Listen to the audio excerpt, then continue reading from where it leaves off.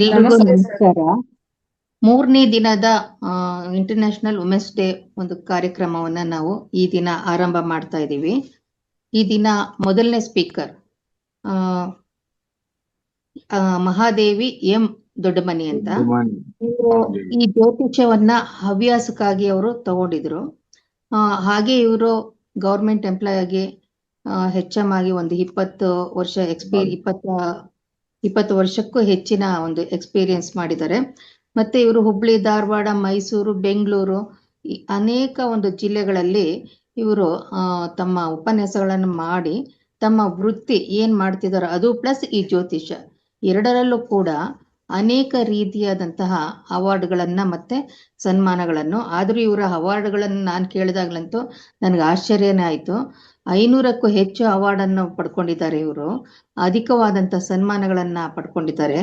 ಇಂಥ ಒಂದು ಸಮಯ ಅವಕಾಶ ಕಡಿಮೆ ಇದ್ರೂ ಕೂಡ ಈ ಜ್ಯೋತಿಷದ ಕಡೆ ಇವರು ಜ್ಞಾನ ನೀಡಿರೋದು ಮತ್ತೆ ಅವರು ಫೋಕಸ್ ಮಾಡಿರೋದು ಮೈಂಡ್ ತುಂಬಾ ತುಂಬಾ ಒಂದು ಗ್ರೇಟ್ ಅಂತ ಅನ್ಸುತ್ತೆ. ಇವರು ಡಾಕ್ಟರೇಟ್ ಅನ್ನು ಕೂಡ ಪಡ್ಕೊಂಡಿದ್ದಾರೆ. ಈ ಒಂದು ಇದರಲ್ಲೂ ಒಂದು ಥೀಸಿಸ್ ಬರೆದು ಇವರು ಕಲ್ಕತ್ತಾ ಯೂನಿವರ್ಸಿಟಿ ಅವರಿಂದ. ಇದನ್ನೆಲ್ಲ ನೋಡಿದಾಗ ನಮಗೆ ಒಂದು ಹೆಣ್ಮಗಳು ಎಷ್ಟೆಲ್ಲ ತನ್ನ ಟೈಮ್ನ ವೇಸ್ಟ್ ಮಾಡದೆ ಜೀವನದಲ್ಲಿ ಯುಟಿಲೈಸ್ ಮಾಡ್ಬೋದು, ಸಾರ್ವಜನಿಕವಾಗಿ ಸೇವೆ ಮಾಡ್ಬೋದು ಅನ್ನೋದಿದೆಯಲ್ಲ, ಇದು ಬಹಳ ಮುಖ್ಯ. ಅವರನ್ನು ನಾವು ವೇದಿಕೆಗೆ ಆಹ್ವಾನ ಮಾಡೋಣ. ಮಹಾದೇವಿ ಮೇಡಮ್ ಇದ್ದೀರಾ? ನಮಸ್ತೆ ಮೇಡಮ್, ಇದ್ದೀನಿ. ನಿಮ್ಮ ಅಪೂರ್ವಭೂತ ಸಾಧನೆಯನ್ನ ಕೇಳಿ ನಮ್ಗೆ ಬಹಳ ಖುಷಿ ಆಗೋಯ್ತು. ನೀವು ಇನ್ನೂ ಹೀಗೆ ಹೆಚ್ಚಿಗೆ ಒಂದು ಸಾರ್ವಜನಿಕ ಕ್ಷೇತ್ರಗಳಲ್ಲಿ ನಿಮ್ಮ ಸೇವೆಯನ್ನ ತೊಡಸ್ಕೊಳ್ಳಿ. ಈ ದಿನ ಇವರು ಮಾತಾಡುವಂತಹ ಒಂದು ವಿಷಯ ನಮ್ಗೆ ಕೇಂದ್ರ ಮತ್ತೆ ತ್ರಿಕೋಣ. ಒಂದು ಜ್ಯೋತಿಷ್ಯ ಶಾಸ್ತ್ರದಲ್ಲಿ ಕೇಂದ್ರ ಅಂಡ್ ತ್ರಿಕೋಣ ಇದೆರಡು ಪಿಲ್ಲರ್ ಆಫ್ ದ ಹಾರಸ್ಕೋಪ್ ಅಂತ ಹೇಳ್ತೀವಿ. ಈ ಪಿಲ್ಲರ್ಸ್ ಇಲ್ಲ ಅಂತಂದ್ರೆ ಧರ್ಮ ಮತ್ತೆ ಇದು ಪಿಲ್ಲರ್, ಧರ್ಮ ತ್ರಿಕೋಣ ಅಂತ ಹೇಳ್ತೀವಿ. ಹಾಗೇನೆ ಈ ಕೇಂದ್ರಕ್ಕೆ ನಾವೇನ್ ಹೇಳ್ತೀವಿ ಪಿಲ್ಲರ್. ಈ ಪಿಲ್ಲರ್ ಮತ್ತೆ ಧರ್ಮ ಇಲ್ಲ ಅಂತಂದ್ರೆ ಈ ಒಂದು ಜ್ಯೋತಿಷದಲ್ಲಿ ನಮ್ಮ ಹಣೆ ಬರವನ್ನು ಡಿಸೈಡ್ ಮಾಡೋದಕ್ಕೆ ಬರಲ್ಲ. ಆ ಒಂದು ವಿಷಯವಾಗಿ ಅವರು ತಮ್ಮ ಉಪನ್ಯಾಸವನ್ನ ಮಂಡಿಸ್ತಾ ಇದ್ದಾರೆ. ನಿಮ್ಮ ಉಪನ್ಯಾಸಕ್ಕೆ ಸ್ವಾಗತ ಮೇಡಮ್, ಶುರು ಮಾಡಿ. ನಮಸ್ತೆ ಮೇಘನಾ ವರ್ಷ ಅವರೇ, ನಮಸ್ತೆ. ಓಂ ಶ್ರೀ ಗುರುಭ್ಯೋ ನಮಃ. ಓಂ ನವಗ್ರಹ ದೇವತಾಭ್ಯೋ ನಮಃ. ಮಹಿಳಾ ದಿನಾಚರಣೆ ಅಂಗವಾಗಿ ಏರ್ಪಡಿಸಿದ ಕಾರ್ಯಕ್ರಮದ ಆಯೋಜಕರಿಗೂ, ಮುಖ್ಯಸ್ಥರಿಗೂ ಹಾಗೂ ಗೌರವಾನ್ವಿತ ಜ್ಯೋತಿಷ್ಯ ವಿದ್ವಾಂಸರಿಗೂ, ಗಣ್ಯರಿಗೂ ಹಾಗೂ ಜ್ಯೋತಿಷ್ಯ ಆಸಕ್ತರಿಗೂ ಸರ್ವರಿಗೂ ಶರಣು ಶರಣಾರ್ಥಿ. ಜ್ಯೋತಿಷ್ಯ ಶಾಸ್ತ್ರದ ಪರಮಗುರುಗಳಾದ ಮಹರ್ಷಿ ಪರಾಶರರಿಗೂ ಪ್ರಣಾಮಗಳನ್ನು ಸಲ್ಲಿಸುತ್ತಾ, ಇಂದು ನಾನು ಜಾತಕ ವಿಶ್ಲೇಷಣೆಯ ಅತ್ಯಂತ ಗೂಢ ಮತ್ತು ಪ್ರಮುಖ ವಿಷಯದ ಬಗ್ಗೆ ಮಾತನಾಡಲಿದ್ದೇನೆ. ಅದು ಕೇಂದ್ರ ತ್ರಿಕೋನ ಸ್ಥಾನಗಳು. ನಮ್ಮ ಜ್ಯೋತಿಷ್ಯ ಶಾಸ್ತ್ರವು ಭಾರತೀಯ ಪ್ರಾಚೀನ ವಿಜ್ಞಾನವಾಗಿದ್ದು, ವ್ಯಕ್ತಿಯ ಜೀವನದ ವಿವಿಧ ಅಂಶಗಳನ್ನ ಗ್ರಹ ಸ್ಥಿತಿಗಳ ಮೂಲಕ ವಿಶ್ಲೇಷಿಸುತ್ತದೆ. ಈ ಜ್ಯೋತಿಷ್ಯ ಶಾಸ್ತ್ರದಲ್ಲಿ ಭಾವಗಳು ಅಂದ್ರೆ ಹೌಸಸ್ ಅತ್ಯಂತ ಮುಖ್ಯವಾದವುಗಳು. ಜಾತಕವನ್ನು ವಿಶ್ಲೇಷಣೆ ಮಾಡುವಾಗ ನಮಗೆ ಮೊದಲು ಕಾಣುವುದು 12 ಭಾವಗಳು. ಈ 12 ಭಾವಗಳಲ್ಲಿ ಜಾತಕನ ಜೀವನದ ಸಂಪೂರ್ಣ ಚಿತ್ರಣ ಅಡಗಿರುತ್ತದೆ. ಇಡೀ ಜಾತಕಕ್ಕೆ ಶಕ್ತಿಯನ್ನು ತುಂಬುವ ಸ್ತಂಭಗಳೆಂದರೆ ಅವು ಕೇಂದ್ರ ಸ್ಥಾನಗಳು. ಅವು ಲಗ್ನ, ಚತುರ್ಥ, ಸಪ್ತಮ ಮತ್ತು ದಶಮ ಸ್ಥಾನಗಳು ಹಾಗೂ ತ್ರಿಕೋನ ಸ್ಥಾನಗಳು. ಲಗ್ನ, ಪಂಚಮ ಹಾಗೂ ನವಮ ಸ್ಥಾನಗಳು ಇವು ಪ್ರಮುಖವಾದವುಗಳು. ಇಲ್ಲಿ ಮುಖ್ಯವಾಗಿ ಲಗ್ನ ಮತ್ತು ಕೇಂದ್ರ ತ್ರಿಕೋನಾಧಿಪತಿಗಳು ಅವು ಯಾವುವು ಅಂತ ನಾವು ತಿಳಿದುಕೊಳ್ಳೋಣ. ಮೊದಲಿಗೆ ಮೇಷ ಲಗ್ನ. ಲಗ್ನಾಧಿಪತಿ ಕುಜ. ಕೇಂದ್ರ ಸ್ಥಾನಗಳು ಚಂದ್ರ, ಶುಕ್ರ ಮತ್ತು ಶನಿ. ಸೂರ್ಯ ಮತ್ತು ಗುರು ತ್ರಿಕೋನಾಧಿಪತಿಗಳು. ಇನ್ನು ವೃಷಭ ಲಗ್ನಕ್ಕೆ ಶುಕ್ರ ಅಧಿಪತಿ, ಸೂರ್ಯ, ಮಂಗಳ, ಶನಿ ಇವರು ಕೇಂದ್ರಾಧಿಪತಿಗಳು. ಬುಧ ಮತ್ತು ಶನಿ ತ್ರಿಕೋನಾಧಿಪತಿಗಳು. ಮಿಥುನ ಲಗ್ನಕ್ಕೆ ಬುಧ ಪ್ರಥಮ ಹಾಗೂ ಚತುರ್ಥಕ್ಕೆ ಅಧಿಪತಿ, ಗುರು ಸಪ್ತಮ ಹಾಗೂ ದಶಮಕ್ಕೆ ಕೇಂದ್ರ ಸ್ಥಾನಕ್ಕೆ ಅಧಿಪತಿಯಾಗಿದ್ದು, ಶುಕ್ರ, ಶನಿ ಪಂಚಮ, ನವಮ ತ್ರಿಕೋನಾಧಿಪತಿಗಳು ಆಗಿದ್ದಾರೆ. ಇನ್ನು ಕರ್ಕ ಲಗ್ನಕ್ಕೆ ಚಂದ್ರ ರಾಶಾಧಿಪತಿಯಾಗಿದ್ದು, ಶುಕ್ರ, ಶನಿ, ಮಂಗಳ ಇವರು ಕೇಂದ್ರ ಸ್ಥಾನಾಧಿಪತಿಗಳಾಗಿದ್ದು, ಮಂಗಳ ಮತ್ತು ಗುರು ತ್ರಿಕೋನಾಧಿಪತಿಗಳಾಗಿದ್ದಾರೆ.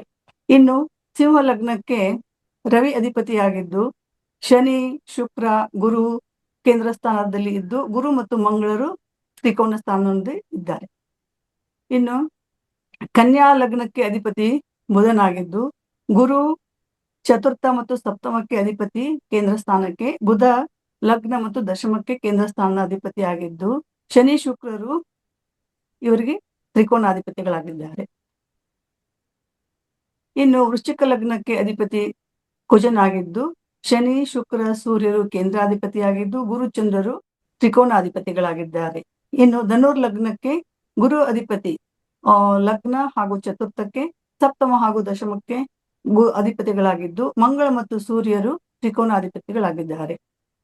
ಇಲ್ಲಿ ಮಕರ ಲಗ್ನಕ್ಕೆ ಮಂಗಳ ಚಂದ್ರ ಶುಕ್ರರು ಕೇಂದ್ರಾಧಿಪತಿಗಳಾಗಿದ್ದು, ಶುಕ್ರ ಬುಧರು ತ್ರಿಕೋನಾಧಿಪತಿಗಳಾಗಿದ್ದಾರೆ. ಕುಂಭ ಲಗ್ನಕ್ಕೆ ಅಧಿಪತಿ ಶನಿಯಾಗಿದ್ದು, ಶುಕ್ರ ಸೂರ್ಯ ಮಂಗಳ ಕೇಂದ್ರ ಸ್ಥಾನದಲ್ಲಿದ್ದು, ಬುಧ ಶುಕ್ರರು ತ್ರಿಕೋನಾಧಿಪತಿಗಳಾಗಿದ್ದಾರೆ. ಮೀನ ಲಗ್ನಕ್ಕೆ ಗುರು ಅಧಿಪತಿಯಾಗಿದ್ದು, ಬುಧ ಗುರು ಕೇಂದ್ರಸ್ಥದಿದ್ದು, ಚಂದ್ರ ಮಂಗಳರು ತ್ರಿಕೋನ ಸ್ಥಾನದಲ್ಲಿ ಇರುತ್ತಾರೆ. ಮೇಷ ಲಗ್ನಕ್ಕೆ ರವಿ ಮತ್ತು ಗುರು ಇವರ ಸಂಬಂಧ ಉತ್ತಮ ರಾಜಯೋಗವನ್ನು ನೀಡುತ್ತದೆ. ವೃಷಭ ಲಗ್ನಕ್ಕೆ ಶನಿ ಇವನು ಕೇಂದ್ರ ಸ್ಥಾನದಲ್ಲೂ ಹೌದು, ತ್ರಿಕೋನಾಧಿಪತಿಯೂ ಹೌದು. ಎರಡಕ್ಕೂ ಏಕೈಕ ರಾಜಯೋಗಕಾರಕ ಗ್ರಹ ಅಂದ್ರೆ ವೃಷಭ ಲಗ್ನಕ್ಕೆ ಶನಿಯವರು. ಮಿಥುನ ಲಗ್ನಕ್ಕೆ ಬುಧ ಮತ್ತು ಶುಕ್ರರು, ಬುಧ ಲಗ್ನಾಧಿಪತಿಯಾಗಿಯೂ ಬಲಶಾಲಿಯಾಗಿದ್ದು ಒಳ್ಳೆ ಯೋಗಕಾರಕರಾಗುತ್ತಾರೆ. ಕರ್ಕ ಲಗ್ನಕ್ಕೆ ಮಂಗಳ 5 ಮತ್ತು 10ನೇ ಮನೆಗೆ ಅಧಿಪತಿಯಾಗಿ ಮಹಾನ್ ಯೋಗಕಾರಕರಾಗಿ ಫಲವನ್ನು ಕೊಡುತ್ತಾರೆ. ಇನ್ನು ಸಿಂಹ ಲಗ್ನಕ್ಕೆ ಮಂಗಳ 4 ಮತ್ತು 9ನೇ ಅಧಿಪತಿಯಾಗಿ ಪ್ರಬಲವಾದ ರಾಜಯೋಗಕಾರಕವನ್ನು ಅವರು ನೀಡುತ್ತಾರೆ. ಕನ್ಯಾ ಲಗ್ನಕ್ಕೆ ಬುಧ ಮತ್ತು ಶುಕ್ರರು 9ನೇ ಅಧಿಪತಿಯಾಗಿ ಶುಕ್ರನು ಯೋಗವನ್ನು ನೀಡುತ್ತಾನೆ. ತುಲಾ ಲಗ್ನಕ್ಕೆ ಶನಿ 4 ಮತ್ತು 5ನೇ ಮನೆ ಅಧಿಪತಿಯಾಗಿ ಯೋಗಕಾರಕನಾಗುತ್ತಾನೆ. ವೃಶ್ಚಿಕ ಲಗ್ನಕ್ಕೆ ರವಿ ಮತ್ತು ಚಂದ್ರರು 9 ಮತ್ತು 10ನೇ ಮನೆಯ ಅಧಿಪತಿಯ ಸಂಬಂಧ ರಾಜಯೋಗವನ್ನು ನೀಡುತ್ತದೆ. ಧನುರ್ ಲಗ್ನ ಮಂಗಳ ಮತ್ತು ಸೂರ್ಯ ತ್ರಿಕೋನಾಧಿಪತಿಗಳಾಗಿ ಸೌಭಾಗ್ಯವನ್ನು ನೀಡುತ್ತಾರೆ. ಮಕರ ಲಗ್ನಕ್ಕೆ ಶುಕ್ರ 5 ಮತ್ತು 10ನೇ ಮನೆಗೆ ಅಧಿಪತಿಯಾಗಿ ಒಳ್ಳೆಯ ಯೋಗಕಾರಕವನ್ನು ತರುತ್ತಾರೆ. ಕುಂಭ ಲಗ್ನಕ್ಕೆ ಶುಕ್ರ 4 ಮತ್ತು 9ನೇ ಅಧಿಪತಿಯಾಗಿ ಶುಭದಾಯಕರು. ಮೀನ ಲಗ್ನಕ್ಕೆ ಮಂಗಳ ಮತ್ತು ಗುರು 9 ಮತ್ತು 10ನೇ ಮನೆಯ ಸಂಬಂಧ ಭಾಗ್ಯವನ್ನೇ ತರುತ್ತದೆ. ಇನ್ನು ನಾವು ಜ್ಯೋತಿಷ್ ಶಾಸ್ತ್ರದ ವೇದಾಂಗಗಳಲ್ಲಿ ಒಂದು ಪ್ರಮುಖ ಅಂಗವಾಗಿದ್ದು, ಇದು ಮಾನವನ ಜೀವನದ ವಿವಿಧ ಅಂಶಗಳನ್ನ ಗ್ರಹಗಳು ಮತ್ತು ಭಾವಗಳ ಮೂಲಕ ವಿಶ್ಲೇಷಣೆ ಮಾಡುತ್ತದೆ. ಈ ಜಾತಕದಲ್ಲಿ 12 ಭಾವಗಳಲ್ಲಿ ಕೇಂದ್ರ ಸ್ಥಾನಗಳಲ್ಲಿ ಅತ್ಯಂತ ಮತ್ತು ತ್ರಿಕೋನ ಸ್ಥಾನಗಳು ಮಹತ್ವವನ್ನು ಪಡೆದುಕೊಂಡಿರುತ್ತವೆ. ಕೇಂದ್ರ ಸ್ಥಾನಗಳು 1 ಲಗ್ನ, ಚತುರ್ಥ, ಸಪ್ತಮ ಮತ್ತು ದಶಮ ಭಾವಗಳನ್ನು ಕೇಂದ್ರ ಸ್ಥಾನಗಳಂತ ಕರಿತೇವೆ. ಕೇಂದ್ರಾನಿ ಚತುರ್ವಿಧಾನಿ ಲಗ್ನ, ಚತುರ್ಥ, ಸಪ್ತಮ, ದಶಮಾನಿ ಅಂತ. ಅಂದ್ರೆ ಲಗ್ನ, ಚತುರ್ಥ, ಸಪ್ತಮ, ದಶಮ ಭಾವಗಳು ಕೇಂದ್ರ ಸ್ಥಾನಗಳಾಗಿವೆ. ಈ ಕೇಂದ್ರ ಸ್ಥಾನಗಳ ಸ್ವಭಾವ ಅಂತಂದ್ರೆ ಇವು ನಮ್ಮ ಜೀವನದ ಆಧಾರ ಸ್ತಂಭಗಳು, ಸ್ಥಿರತೆ ಮತ್ತು ಕ್ರಿಯಾಶೀಲತೆಯನ್ನು ತಂದು ಕೊಡುತ್ತವೆ. ಇವಕ್ಕೆ ವಿಷ್ಣು ಸ್ಥಾನಗಳು ಎಂದು ಕೂಡ ನಾವು ಕರೀತೇವೆ. ಜೀವನದ ನೆಲೆ ಮತ್ತು ಕಾರ್ಯಶಕ್ತಿಯನ್ನು ನೀಡತಕ್ಕಂತಹ ಭಾವಗಳು ಈ ಕೇಂದ್ರ ಸ್ಥಾನಗಳು ಆಗಿರ್ತವೆ.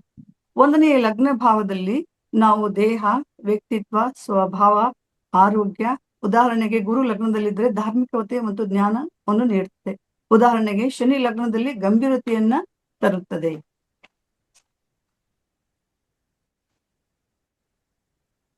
ನಾಲ್ಕನೇ ಚತುರ್ಥ ಭಾವದಲ್ಲಿ ನಾವು ತಾಯಿ ಮನೆ ಅಂತ ಕರಿತೇವೆ. ಮನೆ, ವಾಹನ, ಸೌಖ್ಯ, ಆಸ್ತಿ, ಮನಃಶಾಂತಿ. ಉದಾಹರಣೆಗೆ ಚಂದ್ರ 4ರಲ್ಲಿ ಮನಃಶಾಂತಿ ತುಂಬಿರುತ್ತದೆ. ಮಂಗಳ ಇದ್ದರೆ ಮನೆಯಲ್ಲಿ ಹೆಚ್ಚಿನ ಸಮಸ್ಯೆಗಳು ಉದ್ಭವವಾಗುತ್ತವೆ. ಇನ್ನು 7ನೇ ಭಾವ ವಿವಾಹ, ಪತಿ ಪತ್ನಿ, ಪಾರ್ಟ್ನರ್, ವ್ಯವಹಾರ. ಮತ್ತೆ ಉದಾಹರಣೆ ಶುಕ್ರ ಅಲ್ಲಿದ್ರೆ ಸುಖ ಜೀವನವನ್ನು ನಡೆಸ್ತಾರೆ. ಉದಾಹರಣೆಗೆ ರಾಹು ಸಂಬಂಧ ಬಂದರೆ ಅಲ್ಲಿ ನಮಗೆ ವೈವಾಹಿಕ ಸಂಬಂಧಗಳಲ್ಲಿ ಸಮಸ್ಯೆ ಉಂಟಾಗಬಹುದು. 10ನೇ ಭಾವ ಇದು ಉದ್ಯೋಗ, ಸ್ಥಾನಮಾನ, ಕೀರ್ತಿ. ಉದಾಹರಣೆಗೆ ಸೂರ್ಯ ಅಲ್ಲಿ ಇದ್ರೆ ನಾಯಕತ್ವವನ್ನು ಕೊಡುತ್ತದೆ. ಉದಾಹರಣೆಗೆ ಶನಿ ಪರಿಶ್ರಮದಿಂದ ಯಶಸ್ಸು ಸಿಗಲಿಕ್ಕೆ ಕಾರಣವಾಗುತ್ತದೆ. ಇನ್ನು ಕೇಂದ್ರ ಸ್ಥಾನಗಳ ಮಹತ್ವ ಅಂದ್ರೆ ಜೀವನದ ಒಂದು ಸ್ಟ್ರಕ್ಚರ್ ಅನ್ನು ನಮಗೆ ಅದು ಕೊಡ್ತದೆ. ಸಂಪೂರ್ಣವಾಗಿ ಸಾಮಾಜಿಕ ಸ್ಥಾನ, ಕಾರ್ಯಶಕ್ತಿಯನ್ನ ಕೊಡ್ತದೆ. ಅಂದ್ರೆ ಇನ್ನು ಕೇಂದ್ರದಲ್ಲಿ ಯೋಗಗಳೇನು ಕೊಡ್ತದೆ, ಕೇಂದ್ರಾಧಿಪತಿಯ ಶುಭ ಅಂತಂದ್ರೆ ನಮಗೆ ಕೇಂದ್ರಾಧಿಪತಿಗಳು ಯಾವಾಗಲೂ ಶುಭ ಫಲವನ್ನೇ ನೀಡುತ್ತಾರೆ. ಪ್ರಮುಖವಾದಂತಹ ಯೋಗಗಳು ಅಂದ್ರೆ ಕೇಂದ್ರೀಯ ರಾಜಯೋಗ ಮತ್ತು ಕರ್ಮಯೋಗ. ಉದಾಹರಣೆಯಲ್ಲಿ 10ನೇ ಮನೆಯಲ್ಲಿ ಸೂರ್ಯನ ಗುರು ಇದ್ದರೆ ನಾಯಕತ್ವದ ಜ್ಞಾನವನ್ನು ಅವರು ಕೊಡುತ್ತಾರೆ. 4ರಲ್ಲಿ ಚಂದ್ರ ಶುಕ್ರರಿದ್ರೆ ಸುಖ ಜೀವನವನ್ನು ಕೊಡುತ್ತಾರೆ. ಏಳನೇ ಭಾವದಲ್ಲಿ ಇದ್ದರೆ ಶನಿ ಇದ್ದರೆ ವಿವಾಹ ವಿಳಂಬವನ್ನು ಉಂಟು ಮಾಡುವರು. ಅದೇ ರೀತಿಯಾಗಿ ನಮಗೆ ತ್ರಿಕೋನ ಸ್ಥಾನದ ಒಂದು ದೋಷಗಳು, ಕೇಂದ್ರ ಸ್ಥಾನಗಳ ತ್ರಿಕೋನ ಅಲ್ಲ, ಕೇಂದ್ರ ಸ್ಥಾನದ ದೋಷಗಳು ಅಂದ್ರೆ ದುರ್ಬಲ ಗ್ರಹಗಳು ಇದ್ದಾಗ ಸಮಸ್ಯೆಗಳು ಉಂಟಾಗುತ್ತೆ. ಉದಾಹರಣೆಗೆ 10ನೇ ಭಾವ ದುರ್ಬಲವಾದರೆ ಉದ್ಯೋಗದ ಸಮಸ್ಯೆ ಉಂಟಾಗಬಹುದು. ಒಟ್ಟಾರೆಯಾಗಿ ನಮ್ಮ ಕೇಂದ್ರ ಸ್ಥಾನಗಳು ಜೀವನದ ಆಧಾರ ಸ್ತಂಭವಾಗಿವೆ. ಇನ್ನು ತ್ರಿಕೋನ ಸ್ಥಾನಗಳು 1, 5, 9ನೇ ಭಾವಗಳನ್ನು ತ್ರಿಕೋನ ಸ್ಥಾನಗಳೆಂದು ನಾವು ಕರೆಯುತ್ತೇವೆ. ಅದಕ್ಕೆ ತ್ರಿಕೋನ ಸ್ಥಾನಾನಿ ಲಗ್ನ ಪಂಚಮ ನವಮ ಭಾವ ಶುಭಪ್ರದ ಅಂದ್ರೆ ಇವುಗಳ ಅರ್ಥ ಏನು? ತ್ರಿಕೋನ ಸ್ಥಾನಗಳು ಏನು ಲಕ್ಷ್ಮಿ ಸ್ಥಾನ ಎಂದು ಕೂಡ ನಾವು ಕರೀತೇವೆ. ತ್ರಿಕೋನ ಸ್ಥಾನಗಳಿಂದ ಭಾಗ್ಯ ಧರ್ಮ ಸ್ಥಾನಗಳಾಗಿವೆ. ಆದ್ದರಿಂದ 1ನೇ ಭಾವದಿಂದ ನಾವು ಏನನ್ನ ನೋಡ್ತೇವೆ ಅಂತಂದ್ರೆ ವ್ಯಕ್ತಿತ್ವವನ್ನ ನಾವು ನೋಡ್ತೇವೆ. ಆಲ್ರೆಡಿ ಆಗಿ ಕೇಂದ್ರ ಸ್ಥಾನದಲ್ಲಿ 1ನೇ ಭಾವವನ್ನು ವಿಚಾರ ಮಾಡಲಾಗಿ ಅದನ್ನ ಅರ್ಥ ಮಾಡ್ಕೊಂಡಿದ್ದೇವೆ. 5ನೇ ಭಾವ ಅಂತಂದ್ರೆ ಶಿಕ್ಷಣ, ಬುದ್ಧಿ, ಮಕ್ಕಳು. ಉದಾಹರಣೆಗೆ ಗುರು ಇದ್ದರೆ, ಉದಾಹರಣೆಗೆ ಬುಧ ಇದ್ದರೆ ಬುದ್ಧಿವಂತಿಕೆಯನ್ನ ಉಂಟು ಮಾಡುತ್ತದೆ. ಮೈಕ್ ಆನ್ ಮಾಡ್ಕೊಳ್ಳಿ ಮೇಡಮ್. ಅಯ್ಯೋ ಮೇಡಮ್, ನಂದು ಏನು ಕೇಳಿಸಿಲ್ವಾ ಇಲ್ಲಿವರೆಗೂ? ಕೇಳಿಸಿತ್ತು, ಅವ್ರು ಯಾರೋ ಡಿಸ್ಟರ್ಬೆನ್ಸ್ ಮಾಡಿದ್ರು, ಅದಕ್ಕೆ ಮ್ಯೂಟ್ ಮಾಡಿ ನಿಮ್ಗೆ ಆನ್ ಮಾಡ್ಕೊಳ್ಳಿ ಅಂತ. ಓಕೆ ಮೇಡಮ್, ನಾನು ಎಲ್ಲಿಗೆ ನಿಂತಿದ್ದೆ ಗೊತ್ತಾಗಿಲ್ಲ. ಕೇಂದ್ರ ತ್ರಿಕೋನದ ಬಗ್ಗೆ ಹೇಳ್ತಾ ಇದ್ದಾರೆ. ಹೌದು ಮೇಡಮ್, ಕೇಂದ್ರ ತ್ರಿಕೋನಗಳ ಬಗ್ಗೆ ಅಂದ್ರೆ ಕೇಂದ್ರ ಸ್ಥಾನದನ್ನ ನಾನು ಇವಾಗ ಹೇಳಿದೆ. ಈಗ ಕೇಂದ್ರ ಸ್ಥಾನಗಳ ದೋಷಗಳಾಗಿದ್ರೆ, ದುರ್ಬಲ ಗ್ರಹಗಳಾಗಿದ್ರೆ ಸಮಸ್ಯೆಗಳು ಉಂಟಾಗ್ತದೆ. ಉದಾಹರಣೆಗೆ 10ನೇ ಭಾವ ದುರ್ಬಲ ಆಗಿದ್ರೆ ಉದ್ಯೋಗ ಸಮಸ್ಯೆ ಉಂಟಾಗ್ತದೆ. ಈಗ ಕೇಂದ್ರ ಸ್ಥಾನಗಳು ಒಟ್ಟಾರೆಯಾಗಿ ನಮ್ಮ ಜೀವನದ ಆಧಾರವಾಗಿದೆ. ಇನ್ನು ತ್ರಿಕೋನ ಸ್ಥಾನಗಳು 1, 5, 9ನೇ ಭಾವಗಳನ್ನು ನಾವು ತ್ರಿಕೋನ ಸ್ಥಾನ ಅಂತ ಹೇಳಿ ಕರಿತೇವೆ. ತ್ರಿಕೋನ ಸ್ಥಾನಾನಿ ಲಗ್ನ ಪಂಚಮ ನವಮ ಭಾವ ಶುಭಪ್ರದ ಅಂದ್ರೆ ಇವುಗಳ ಅರ್ಥ ಅಂದ್ರೆ ಇವು ಯಾವಾಗಲೂ ಶುಭ ಫಲವನ್ನೇ ನಮಗೆ ನೀಡುತ್ತವೆ. ಈ ತ್ರಿಕೋನ ಸ್ಥಾನಗಳು ನಮಗೆ ಲಕ್ಷ್ಮೀ ಸ್ಥಾನ, ಭಾಗ್ಯ, ಧರ್ಮ ಸ್ಥಾನಗಳಂತ ನಾವು ಕರಿತಾ ಇದ್ದೇವೆ. ಇದರಲ್ಲಿ 1ನೇ ಭಾವ ಶರೀರ, ವ್ಯಕ್ತಿತ್ವವನ್ನು ನಾವು ಆಗ್ಲೇ ಕೇಂದ್ರ ಸ್ಥಾನದಲ್ಲಿ ನಾವು ತಿಳ್ಕೊಂಡಿದ್ದೇವೆ. ಈ 5ನೇ ಭಾವ ಅಂದ್ರೆ ಶಿಕ್ಷಣ, ಬುದ್ಧಿ, ಮಕ್ಕಳು. ಉದಾಹರಣೆಗೆ ಪಂಚಮದಲ್ಲಿ ಗುರು ಇದ್ರೆ ಒಳ್ಳೆ ವಿದ್ಯೆಯನ್ನು ಕೊಡ್ತಾರೆ. ಉದಾಹರಣೆಗೆ ಬುಧ ಇದ್ರೆ ಬುದ್ಧಿವಂತಿಕೆಯನ್ನು ಕೊಡ್ತಾರೆ. 9ನೇ ಭಾವದಲ್ಲಿ ಭಾಗ್ಯ, ಧರ್ಮ ಅಂತ ನಾವು ಕರಿತೇವೆ. ಉದಾಹರಣೆಗೆ ಗುರು ಭಾಗ್ಯವನ್ನು ಕೊಟ್ರೆ ಸೂರ್ಯ ಗೌರವ, ಕೀರ್ತಿ, ಪ್ರತಿಷ್ಠೆಯನ್ನ ನಮಗೆ ತಂದು ಕೊಡ್ತಾರೆ. ತ್ರಿಕೋನದಲ್ಲಿ ಒಟ್ಟಾರೆಯಾಗಿ ನಾವು ಮಹತ್ವ ಏನಂದ್ರೆ ಜೀವನದ ಒಂದು ಲಕ್ ಫ್ಯಾಕ್ಟರ್ ಅನ್ನ ನಾವು ಪೂರ್ವ ಜನ್ಮದ ಪುಣ್ಯ ಅಂತ ಹೇಳಿ ನಾವು ಕರಿತೇವೆ. ಅಂದ್ರೆ ತ್ರಿಕೋನಾಧಿಪತಿಯ ಶುಭ ಫಲಪ್ರದ, ಯಾವಾಗಲೂ ಕೇಂದ್ರ ತ್ರಿಕೋನಾಧಿಪತಿಗಳು ಶುಭ ಫಲವನ್ನೇ ನಮಗೆ ಕೊಡುತ್ತಾರೆ. 5, 9ರ ಸಂಯೋಗ ಅಂದ್ರೆ ಪಂಚಮಾದಿ ಹಾಗೂ ನವಮಾಧಿಪತಿ ನಮಗೆ ಧಾರ್ಮಿಕತೆಯನ್ನು ತಂದು ಕೊಟ್ರೆ, ನವಮ ದಶಮಾಧಿಪತಿ ನಮಗೆ ಒಳ್ಳೆಯ ರಾಜಯೋಗವನ್ನು ತಂದು ಕೊಡ್ತದೆ.